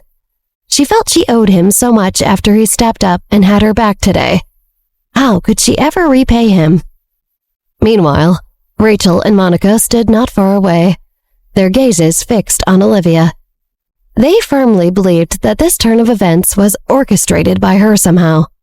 They just didn't know how she had done it. Kenneth, meanwhile, sat lost in his thought as others tried to lighten the mood around him. He was consumed by disappointment in his two sons. Can the future of the Cooper family fortune truly be entrusted to these two? He thought, enraged. All in a day's work, Olivia thought with a smile, hearing the various thoughts of those around her. Maybe now Rachel and her little minions will learn. Once they were back home, Beatrix provided gentle solace to her sister Melanie. She had already called for the Cooper family's private physician, who promptly arrived to make sure that Melanie wasn't having a panic attack and to give her something for the swelling on Melanie's back. When Brett and his daughters had reached the driveway of Kenneth's house, Melanie dashed away from Brett so he couldn't get close to her to yell at her more. But in her haste, she had slipped on a patch of gravel and fell, slicing open her back and bruising her butt. Upon seeing the cut on Melanie's back, the doctor furrowed his brow. "We should take her to the hospital. The wound on her back requires stitches." "Stitches?" Brett and his wife entered the room. "Will it leave a scar?" The thought of their daughter bearing a scar, and that becoming a source of shame for their family, troubled them. "Medical advancements today are remarkable. Even if a scar forms, we can minimize it through specialized treatments," the doctor reassured them. "Send her to the hospital right away." Beatrix's voice was cold. She couldn't help but resent Brett and her mom Erica for their self-centered concerns. "All right." The doctor promptly called for an ambulance. After a lengthy period, Melanie was finally wheeled into an operating room, and Beatrix stood outside, her silent presence casting a long, chilling shadow. Brett hesitated for a moment before whispering, "Beatrix, don't blame me for my actions today. It was merely a show put on for others to see. It was for the sake of our family. For the sake of you and your sister. What I did to Melanie today was in service to our family. I had to do it so your grandfather didn't punish me. Trust me, he will forgive Melanie with time, but he will never forgive me, so it was worth it." Beatrix cast a cold glance at Brett, her eyes filled with genuine loathing. She despised him and couldn't comprehend how such a person could be her and Melanie's father. Erica's brow furrowed as she spoke, her maternal instincts causing her heart to ache. "You didn't have to yell at her in front of everyone, Brett. She is young." Brett's face turned serious and he retorted, "I love Melanie, but don't make me feel worse than I already do." He shook his head. "If I hadn't done something, the old man would have surely suspected me. I am the head of this family. If anything here were to happen to me, all of you would have to pay. Do you understand? All of you would be completely disinherited." He raised his voice deliberately, whether out of guilt or some other motive. Suddenly, Rachel entered through the hospital floor's double doors, her expression filled with shock. Brett trembled upon seeing her approach, and he stammered, "Rach, why are you here?" I came to see Melanie," Rachel replied. The events of the day had felt excessive, and the more she pondered it, the more flustered and angry she became. So she hurriedly rushed over to the hospital. Originally, her focus was on Beatrix, wanting to gather more information. Little did she expect to hear this conversation. Erica anxiously interjected, "Rachel, your brother has always treated you well since you were young. You mustn't betray us." Rachel frowned, her heart in turmoil. Ultimately, she could only look down at Brett and reprimand him. "Brett, I just wish you had been able to let your hatred for Ryan go today. You made things so much worse." Brett furrowed his brow, taken aback. "If you wish to argue, take it elsewhere," Beatrix interjected with a cold expression. Her eyes were filled with a potent mix of hatred and despair. Rachel and Brett could see they were upsetting Beatrix more, so they made their way to the small garden located at the side entrance of the hospital. The place was deserted and chilly in the late hours of the night. "Brett, have you ever considered the repercussions of your actions today?" Rachel said. Brett was taken aback. What repercussions could there possibly be? Hadn't Ryan's true nature been exposed? Soon their old man would remove him as a potential successor. In business, honesty and character are of utmost importance, Rachel earnestly emphasized. With the incident earlier today, our family's business is going to be heavily impacted. Ultimately, it is we as brother and sister who will suffer the most, not just Ryan. Brett's gaze turned hollow, and he appeared somewhat fearful. Nonetheless, he refused to acknowledge it. "It's not as dire as you make it out to be." Rachel was about to respond when laughter reached their ears from a distance. She turned and saw two women approaching. From where she stood, they couldn't see Rachel, though she could see them. They seemed to be preoccupied and engaged in conversation. "Desiree, there's no need for you to worry about me like this. I'm fine. I'll handle the discharge procedures tomorrow. You can rest assured," one of the women said. "That won't do. You're not fully recovered yet. Plus, you still have to come back for a follow-up examination. It's freezing outside, and yet you insist on going for a walk. You're crazy, Vicky," the other woman replied. "I worry about you." "Why? I'm doing just fine." "I suppose you are, considering that old supervisor of yours, Nate, has been coming by to visit," Desiree teased. "He seemed young and promising, but he's too young, right? Or are we cougars now?" "Don't tease me. If you're interested, I can help set you two up," Victoria offered. "But I don't have any intention to date him myself. Right now, all I want is for Liv to grow up safely. I want to witness her marriage and the birth of her children with my own eyes. That alone is enough. My life will not have been in vain." Ugh, I share the same sentiments. I also hope to witness Wendy's wedding and the birth of her children. That silly girl keeps talking about buying me a shop one day or helping me open my restaurant, but she has no idea how expensive a shop in New York is. The prices are astronomical. It's heartwarming to have such good daughters, isn't it? We're lucky. And Wendy's academic performance is so excellent, she shouldn't have any trouble getting into a prestigious university.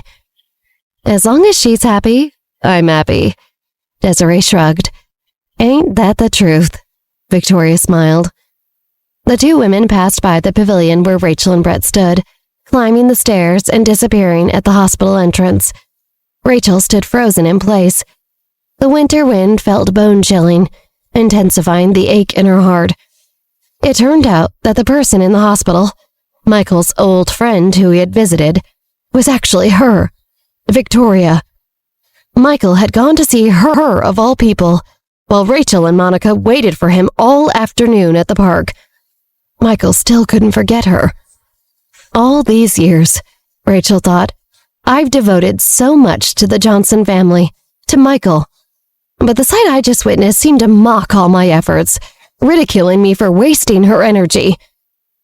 Rachel couldn't recall how she got home that night.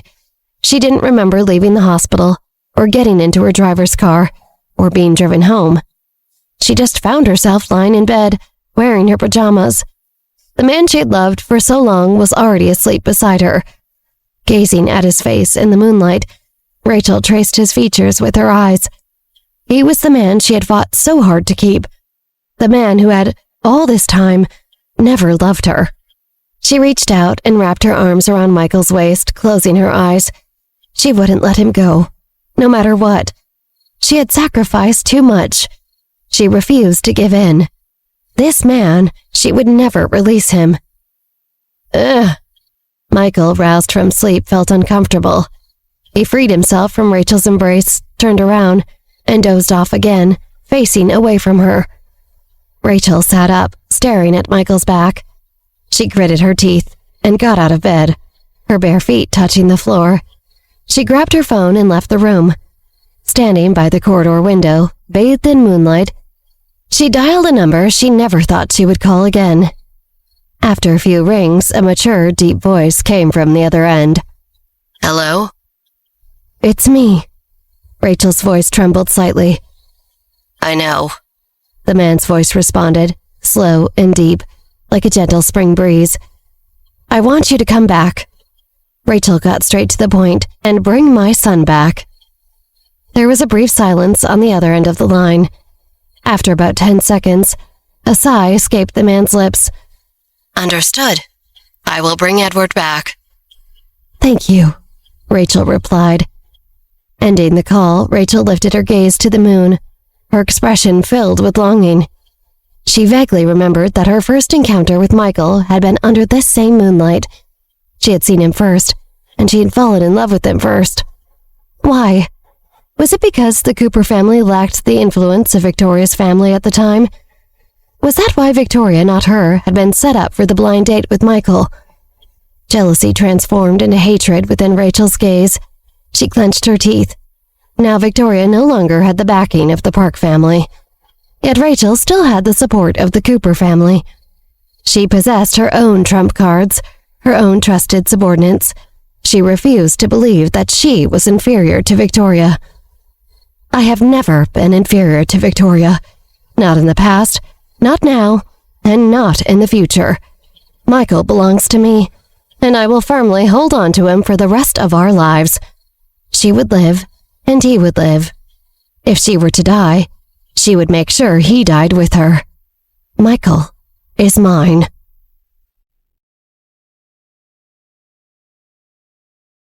On Sunday morning, Monica waited in the living room, eagerly anticipating her trip to the amusement park with Michael, as he had promised her. The door slammed behind her, and she expected to see her father, but when she turned, she found Olivia instead. What are you doing here?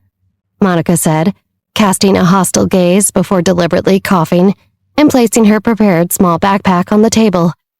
She hoped Olivia would ask about the bag, so Monica could rub her trip to the amusement park with her father in Liv's face.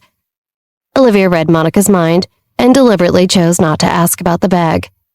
Monica, unwilling to give up, asked, Where are you going today? Out, Olivia replied, settling herself on the sofa and pouring a cup of water. Victoria was going to be discharged from the hospital soon, and Olivia intended to accompany Wendy to welcome her mother and Desiree home to Victoria's apartment. Monica tapped her fingers impatiently on the sofa and remarked, Well, it's Sunday. The amusement park is likely to be crowded. When Olivia didn't inquire more, Monica exclaimed, Dad and I are going together.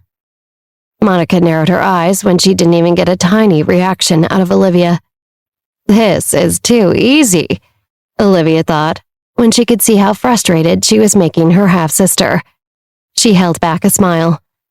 Just then, Michael and Rachel descended the stairs outside the living room. Monica's excitement soared, prompting her to run over to them. Dad, Mom, when are we leaving? Leaving? Where? Michael was taken aback. To the amusement park? Didn't you say we were going today? Monica's eyes still brimmed with excitement. I've already packed everything. Michael hesitated, exchanging a troubled glance with Rachel. He had important work at his office today. The whole debacle at the Cooper residence the other day during Kenneth's birthday feast left the company on shaky ground. And since the Cooper and Johnson families had a lot of business deals together, Michael felt that mishandling the situation could lead to disastrous consequences for both families. Monica, be a good girl. Rachel reached out and caressed Monica's face. Your father has some... What? Monica's smile froze. How could this happen? Olivia smirked as she set her cup on the table. She approached Michael. Dad, I'm going to Mom's place today. She was discharged from the hospital and won't be home for lunch or dinner. I may even stay the night there. Olivia cast a loaded glance at Monica and added, Enjoy your day at the crowded amusement park. Take care, Michael said. I will, Olivia smiled before leaving. Once she had disappeared out the front door, Michael turned to Rachel. I should head into the city. Make sure the Coopers know the Johnsons still back them on all our upcoming projects. I know Kenneth is feeling a bit unnerved Your brothers seem to be wrestling for control over the company, so I want to show him we will be stable regardless of what the future holds. He can count on our support." "Aren't we going to have breakfast first?" Rachel asked. "I'm in a hurry," Michael sighed. "My hands are tied here." Once her father left, Monica stood silent. Rachel returned to her side after seeing her husband off. "Monica, let's have a great time today at the amusement park and take lots of photos to show your dad. How about that?" "No." Monica looked up blankly. "I don't want to go anywhere." "Hon, I know you're upset, but your dad really has important business to attend to this time," Rachel explained helplessly. "You saw how the birthday banquet ended. He has to make sure things run smoothly right now." "There's always an excuse," Monica muttered. Her eyes were bloodshot. "It's different this time," Rachel said. "The Cooper family faced a major crisis. Your father, What does that have to do with me?" Monica asked coldly. "What?" Rachel was taken aback. "That's the Cooper family's issue. It has nothing to do with me. Why should I miss out on the amusement park because of the Cooper family's petty problems Dad already promised me?" "Monica?" Rachel took a deep breath, suppressing her anger, and earnestly placed her hand on Monica's shoulders. "Remember, if we want to maintain our social standing, we must work cooperatively with my family, the Coopers. If the Cooper family fails, both of us will be lost. Do you understand?" When Monica said nothing, Rachel added, "Look, there are things about all our families that I don't want to tell you." As a mother, Rachel hoped she could shield Monica from these dirty matters, yet she knew Monica had to face them eventually. One day, Rachel thought, I'll have to tell her, just not today. While Rachel fretted back home, Olivia instructed Morris Bratt to drop her off in front of her mother's apartment. When she got upstairs and entered the front door of her flat, Olivia discovered her friend Wendy kneeling on the floor, diligently wiping it with a rag. "Wendy, there's no need to clean like this," she laughed. "It's fine, I like cleaning," Wendy replied. "Besides, your mom is coming back today, so it's good to clean the entrance and make her feel welcome, since you guys are letting us stay here." "If my mom knew you were kneeling and scrubbing the floor, she'd feel guilty," Olivia said, changing into slippers and admiring the glistening floor. She didn't even want to step on it. "Just a little more and it'll be done soon," Wendy replied, wiping down the remaining corner of the floor before standing up. Then she declared, "It's finished." "It's really spotless," Olivia smiled. "You want to come with me to buy some food for the house? Our moms won't be home until 11 o'clock, so we have time. The store's nearby, and once we're back, we can make a nice meal." "Okay," Wendy nodded. "Wait for me, I'll grab my coat." Wendy grabbed her blue and white checkered coat and followed her best friend from the apartment. The two of them shopped for food at a nearby bodega, picking up some fresh squash along with the chicken and bass. Upon returning home, the warmth from the heater brought joy to Wendy's eyes. "It's so cozy here." "This is the feeling of home, isn't it?" Olivia smiled. She felt good she could give this feeling to her friend, who had been through so much recently. "How about we wash the veggies and I'll go online to research for some recipes." After browsing through a few recipes, Olivia entered the kitchen and started cutting the washed ingredients into pieces before she began cooking. "Liv, you have a natural talent for cooking," Wendy noted as she watched. "Really?" Olivia concentrated on the squash and then added the fish to her pan. "Yeah," Wendy shrugged. "I can't do it. Does Chris know he has a star chef on his hands?" "Go to hell," Olivia retorted, rolling her eyes with a teasing smile.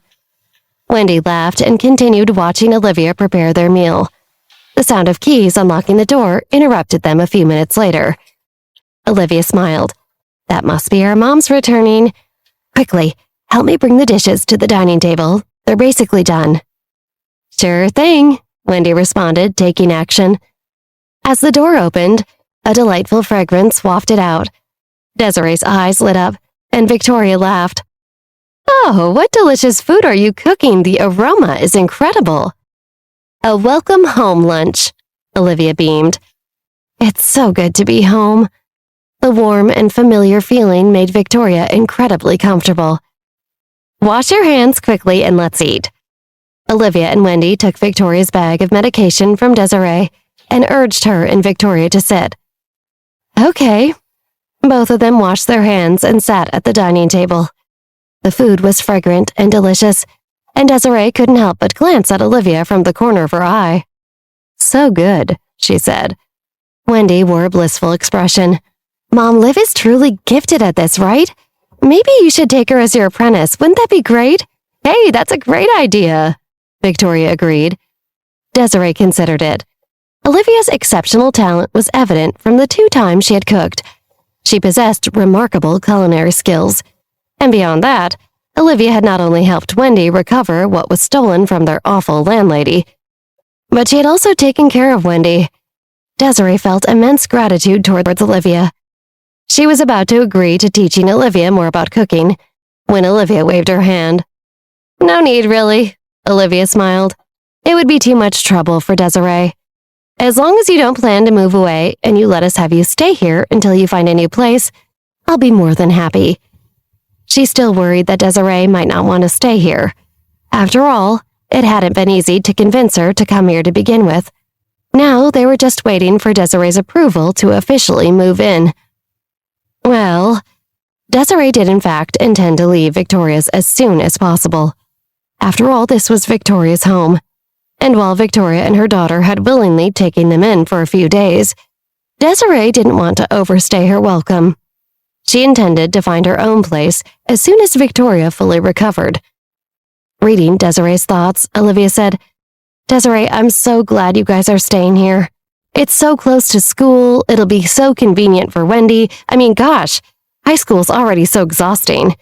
Isn't it so much better being here than letting her spend over an hour every day commuting to school? Now she gets to sleep a little longer in the mornings and can start her homework earlier in the afternoons. So true, Victoria nodded. Well, Desiree glanced at Wendy, who also seemed eager to stay. I don't want to impose on you for too long.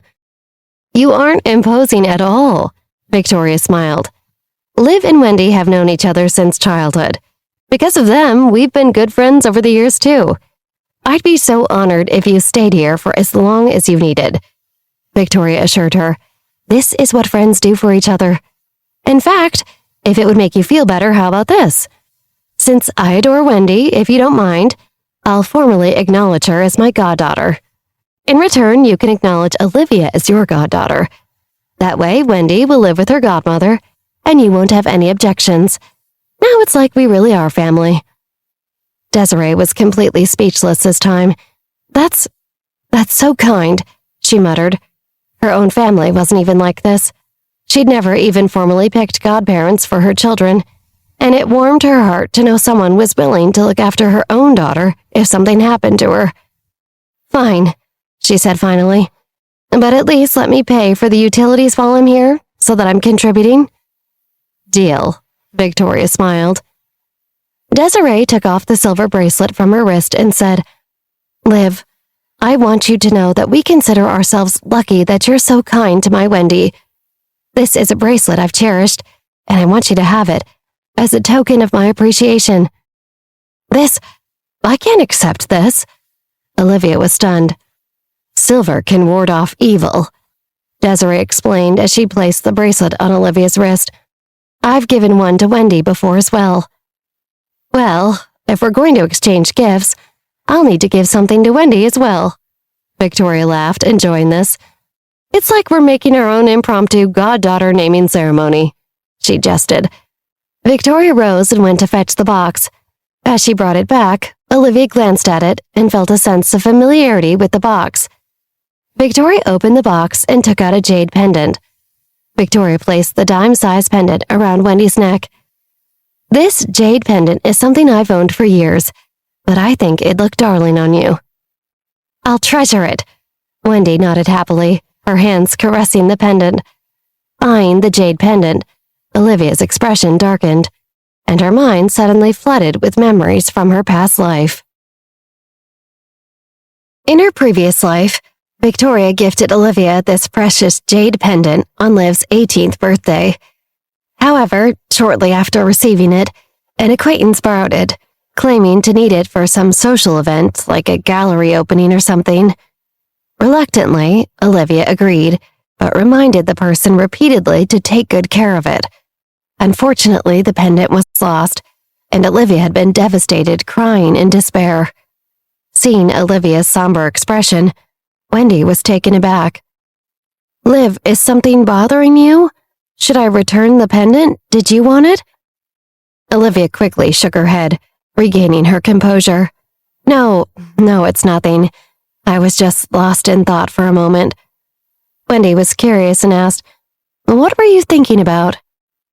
"Just this and that." She shooed the thought away. Victoria watched her daughters exchange. She had originally planned to wait for Olivia to mature before giving her the pendant, but the risk of someone from another influential family coveting it and perhaps trying to take it was too great.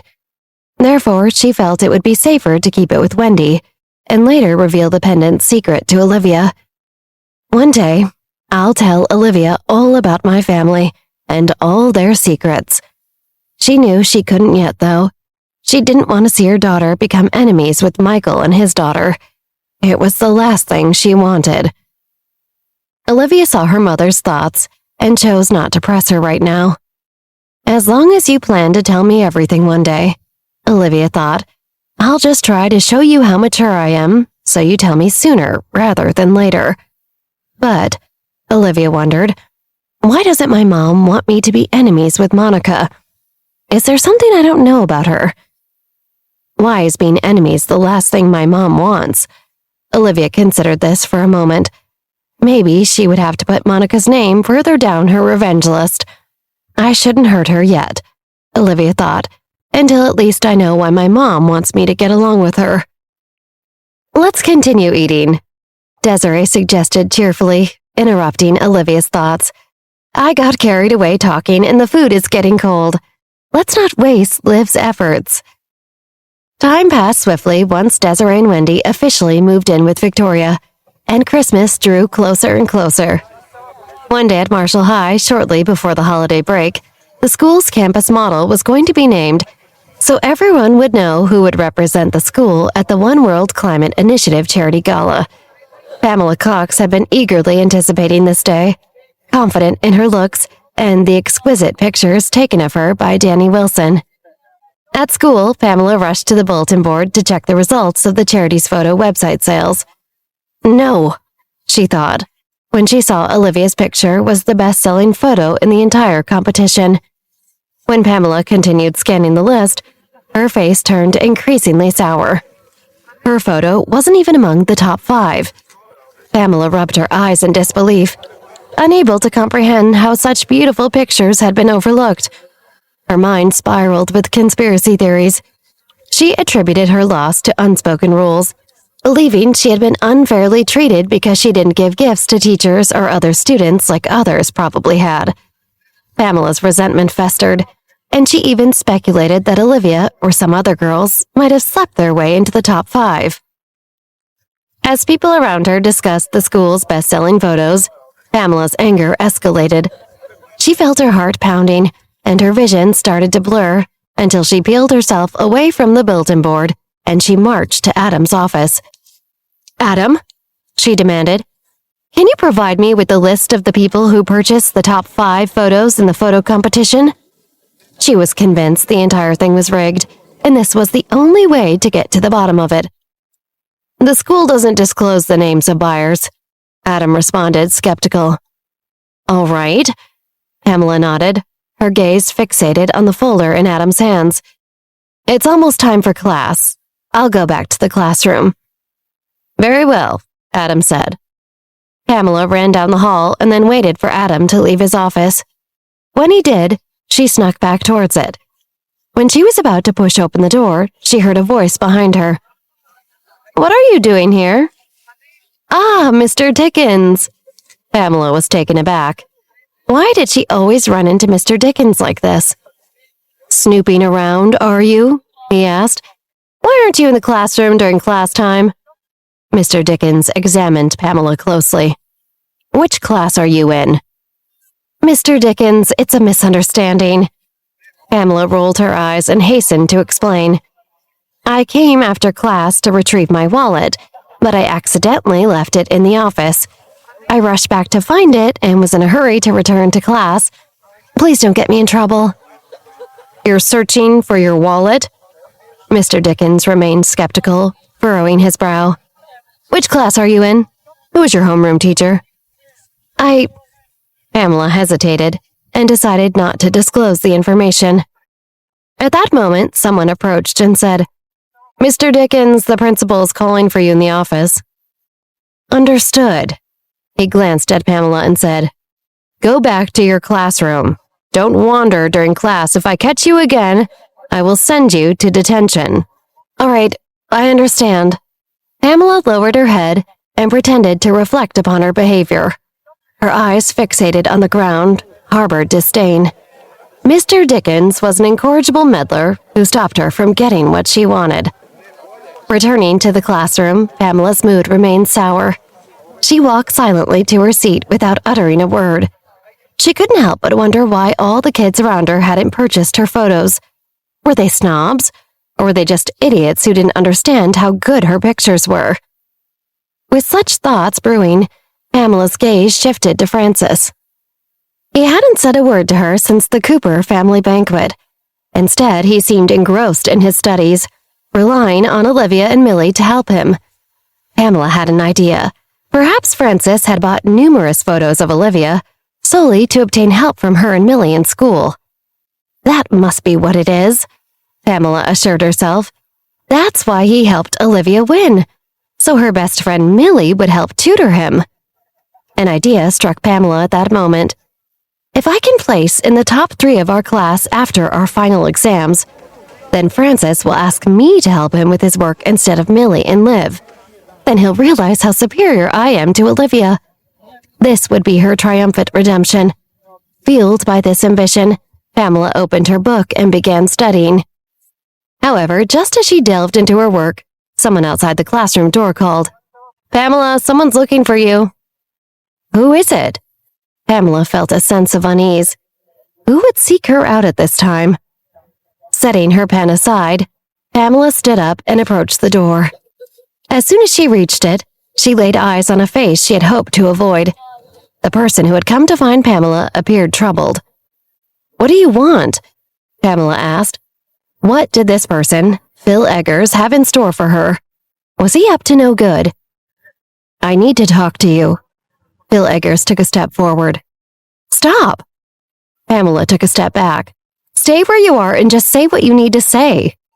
She grew increasingly guarded, wary of being seen with Phil. "All right," Phil complied, remaining in place. His expression was vexing. "Come on, just tell me already." Pamela's patience waned. Phil was more exasperating than anyone she had ever encountered before. He clenched his teeth and extracted 2 photos from his pocket. "These are the 2 photos of you that I bought. I'm returning them to you now. Give me the money back." Pamela was stunned, taking a while to regain her composure. What did you say?" "I realized since you didn't even make the top 5, they probably aren't going to be valuable at all, so I don't want them."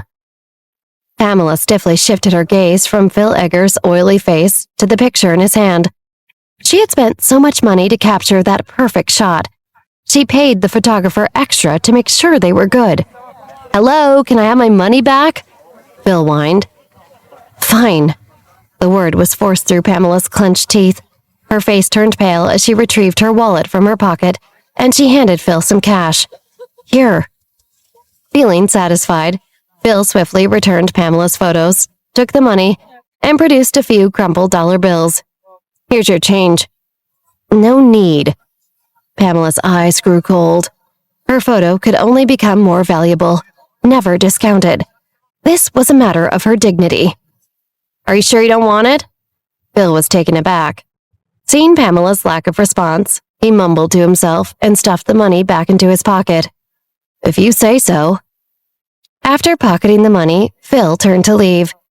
"You—" Pamela suddenly spoke up, causing Phil to halt. Did you buy Olivia's photo? Didn't everyone? Wasn't her photo purchased by, the whole school? Phil nodded. Are you going to ask her to refund your money too? If possible, Pamela wanted Olivia to experience the same humiliation she had endured. No, her photo's quite beautiful. Why would I refund it? Phil shook his head. Pamela clenched her fists, remaining silent. Phil shrugged and turned to leave. Pleased with the fact that he'd gotten his money back, he felt a sense of joy, and his steps became lighter. Olivia. Pamela's eyes narrowed slightly as she whispered under her breath. It's not fair. That little witch gets everything, and I get humiliated over and over again. I'm going to show her what real humiliation looks like.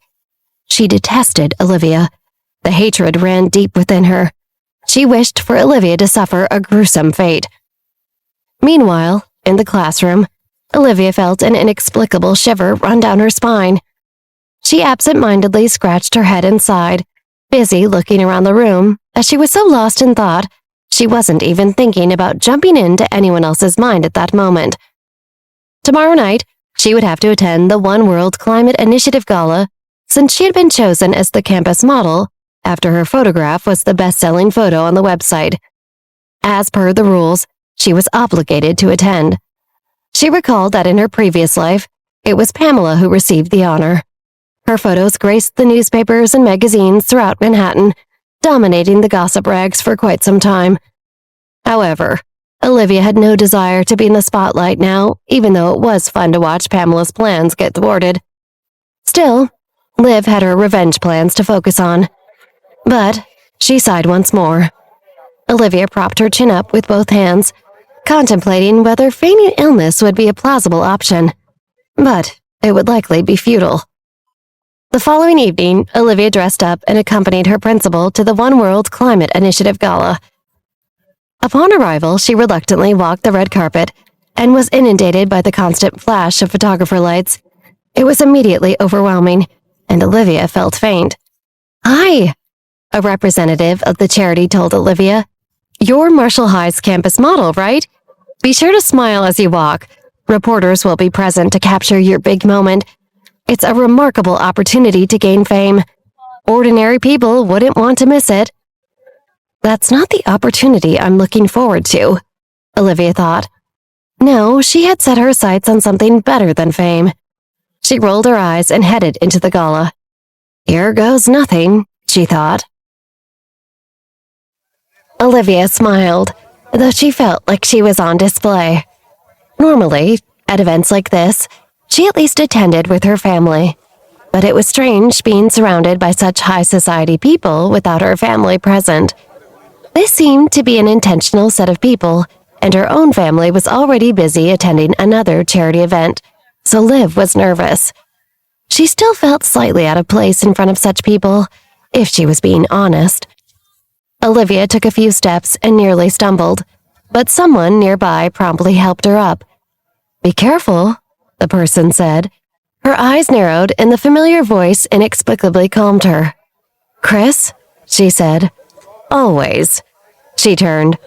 You really do love stalking me, don't you? Don't flatter yourself, he smirked. My family is a big donor to this cause. They're members of the board and they're out of town, so I got stuck attending as our representative. Chris glanced at the growing crowd nearby. The event is about to start. Let's go. Okay, Olivia agreed, taking small steps toward the crowd. As the guests entered the grand ballroom where the gala took place, they took their seats, mingling and savoring the delectable finger food on the tables. Olivia noticed a man making his way towards her through the crowd. It was one of the event's hosts and heads of the charity, whom she had seen outside with her principal. He wore a self-assured smirk on his face as he approached. Enjoying yourself, Miss Johnson? He asked, his tone laced with arrogance. I must say you've surprised me. I didn't expect someone so young to be so composed. We saw your winning photograph and were quite impressed. Thank you for helping us make so much on behalf of our charity this year, and for helping us raise awareness. Olivia maintained her composure, her eyes fixed on the man. she couldn't quite shake off the feeling that something was off about him. It's important for everyone to be aware of the issues we face and contribute in any way we can, she replied calmly, her voice unwavering. How true, the man nodded. He glanced around, his eyes scanning the growing crowd nearby. If you'll excuse me, I must say hello to the other attendees. Olivia's instincts heightened, sensing that the man's intentions were somehow nefarious, like there was something dark about him, even though his thoughts were preoccupied with the events. Is it just me? She wondered. Have I been too on guard for too long? Now I'm constantly looking around me, wondering who has ulterior motives if they simply smile at me the wrong way. Not wanting to risk it, she followed the man for a while through the gala, taking small, measured steps in the crowd, all the while maintaining a vigilant awareness of her surroundings. As the host took the stage and delivered a heartfelt speech, urging the attendees to take action against climate change, Olivia's mind began to wander. She couldn't help but feel a surge of energy coursing through her veins, an inexplicable power awakening within her. The formalities seemed to drag on, and the gala's guests were encouraged to find their seats. But Olivia patiently waited her moment. She knew that the time would come when she needed to use her unique abilities to protect herself and those around her. Finally, as the lights dimmed and the crowd settled into their seats, the gala host played a captivating video, emphasizing the importance of combating climate change. Olivia's attention was momentarily diverted, her gaze fixed on the screen as she absorbed every poignant detail. But out of the corner of her eye, she noticed a figure inching closer. She couldn't see very well in the dark, but she imagined a malevolent glint in his eyes. Something was definitely amiss. With a surge of determination, Olivia focused her mind, channeling her telekinetic powers. As the figure drew closer and she saw it was a man, she noticed him extending his hand toward her. Olivia had to think fast. Invisible forces swirled around her, causing the room to tremble imperceptibly as she unleashed her hidden abilities. With a flick of her wrist, she sent a shockwave of energy toward the mysterious figure, knocking him off balance. Startled and disoriented, the man stumbled backward, unable to comprehend what had just transpired. At that moment, Olivia stood tall, her strength radiating from within, until the resounding crash caused the people at the tables around her to scream. Suddenly, the lights in the gala went on, and Olivia came face to face with the man who had furtively tried to attack her. Oh no, she thought as soon as she locked eyes with him. It was a waiter. Oh God, no, what have I done? The man lay in a clump, disoriented, apologizing to his boss. I must have stumbled over something, maybe a napkin or something, he was mumbling. Oh God, Olivia thought. Do I have some sort of post-traumatic stress from that assassin my stepmom sent after me? Was I suddenly triggered when I saw someone moving towards me? She took a deep breath. I have to be more careful. Crap, what am I doing? She felt terrible, watching the man hold his head as he was led from the main dining room among the tables of concerned gala attendees. Most of the attendees chatted amongst themselves, and by the end of the evening, Olivia had spent so much time worrying about the poor waiter's well-being, she finally understood what it meant to be exhausted. I'm so tired, she muttered to Chris. Weren't you having a lot of fun earlier? Chris had been by Olivia's side the entire time, finding it amusing to watch her interact with the old rich people she had nothing in common with. He mistook her sorrow about the waiter for an aloofness that was directed at the socialites around them. Which one of your eyes saw me having fun? Olivia couldn't help but roll her eyes. Was Chris blind? You want to get out of here? Chris looked around. I'm bored as hell. Yes, Olivia exclaimed. She couldn't stand to spend another second in here. It reminded her of just how easily triggered she was. She thought she had things under control this whole time, but now she wondered, was she capable of hurting innocent people without even meaning to, if her body sensed a danger that wasn't actually there? She leaned in close to Chris, and the two huddled together conspiratorially as they spoke, as if exchanging secrets. Let's get far, far away from here now. Not far away, Marshall High Senior Student Council President, Drew Banke, who was also present to represent the school at the gala, fiddled with his camera. He seemed to have inadvertently captured an intriguing scene. Ah, he thought, looking at his images. What do we have here? The day after the charity gala, Olivia was in chemistry, jotting down notes, when the bell rang. After the teacher left the classroom, everyone gathered around Olivia's seat, eagerly inquiring about the gala. Was it fun? Millie asked. Olivia blinked, feeling rather fatigued still. It had been more taxing than she expected to realize she had misjudged her threat level last night and accidentally hurt someone. She desperately wanted to put the event behind her, vowing never to repeat it again. Did the mayor come? Someone asked curiously. No, but the mayor's secretary came. Olivia nodded. Did any reporters show up? Were there many of them? Did they take any photos? Another person asked. There were quite a lot of reporters. Olivia nodded. Wow, everyone exclaimed. Does that mean we might see you in the newspaper or online? Maybe you'll even be on a magazine cover, a girl said. I can say I know a celebrity. Wow, I feel so cool. The enthusiastic discussion continued, while Olivia awkwardly explained, you guys, you probably won't see me. Huh? Why? Everyone expressed confusion. The campus model, without a doubt, should have been captured on camera. Because I avoided the cameras. Olivia paused for a moment. I wanted the charity to be the focus of everyone's attention. She shrugged. She didn't want people making a big deal of the event. She sort of just wanted to let it all go. Liv, are you kidding? Sam Feinstein slapped his forehead. How could she have missed such a great opportunity to become someone well known to all of America? Meanwhile, Pamela, who had been pretending to read at her seat, perked up her ears as she eavesdropped.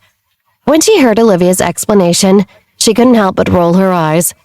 Olivia made it sound like she was so amazing and charitable. What bullshit, Pamela thought. Pamela pursed her lips, relieved that she didn't choose to think highly of Olivia. It put her in a much better mood. In her final class of the day, Olivia watched as her teacher Adam stepped up to his podium and scanned the room. I have 2 pieces of good news, Adam announced. Do you want to hear the good news first or the great news first? Wow, is there a difference? Sam Feinstein laughed. Indeed, Adam smiled. Do you want to hear the smaller one first or the bigger one first? Our school has been nominated for the National Elite Student Competition, which will take place next semester. We don't know how many rounds our school will compete in, but the student contestants will be chosen by us. How will the selection process work? Millie asked, eager to represent our school in any scholastic competition, since she was so smart. Your final exams this winter will serve as the preliminary round. The top 5 students from each grade level and a few other students will be chosen, Adam explained. So it'll be Millie and the 2nd to 5th place students? The students laughed. Everyone knew that Millie, the top student, consistently held the first position in the entire school. Well, Adam waved his hand, the selection process won't overlap. If Millie secures first place in the language exam, and is also among the top 5 in the overall ranking, then the subsequent positions in the individual subjects will be filled by the 2nd place student, and so on. Pamela perked. This was the perfect opportunity for her to make a name for herself. If she could secure a spot in the competition, maybe she could start getting the attention she felt she deserved. Olivia, however, wasn't interested. She wished that this year's elite student competition wouldn't be held at Marshall High School either. That way she could avoid encountering the person who, besides Pamela, had been responsible for ending Olivia's life. In her past life, she met him for the first time during this very same scholastic competition. Though back then she had actually enjoyed meeting him. Now, though, a chill went down her spine as she thought about the man who had caused her so much pain. Her lips parted, and she uttered his name, Mark DeLillo.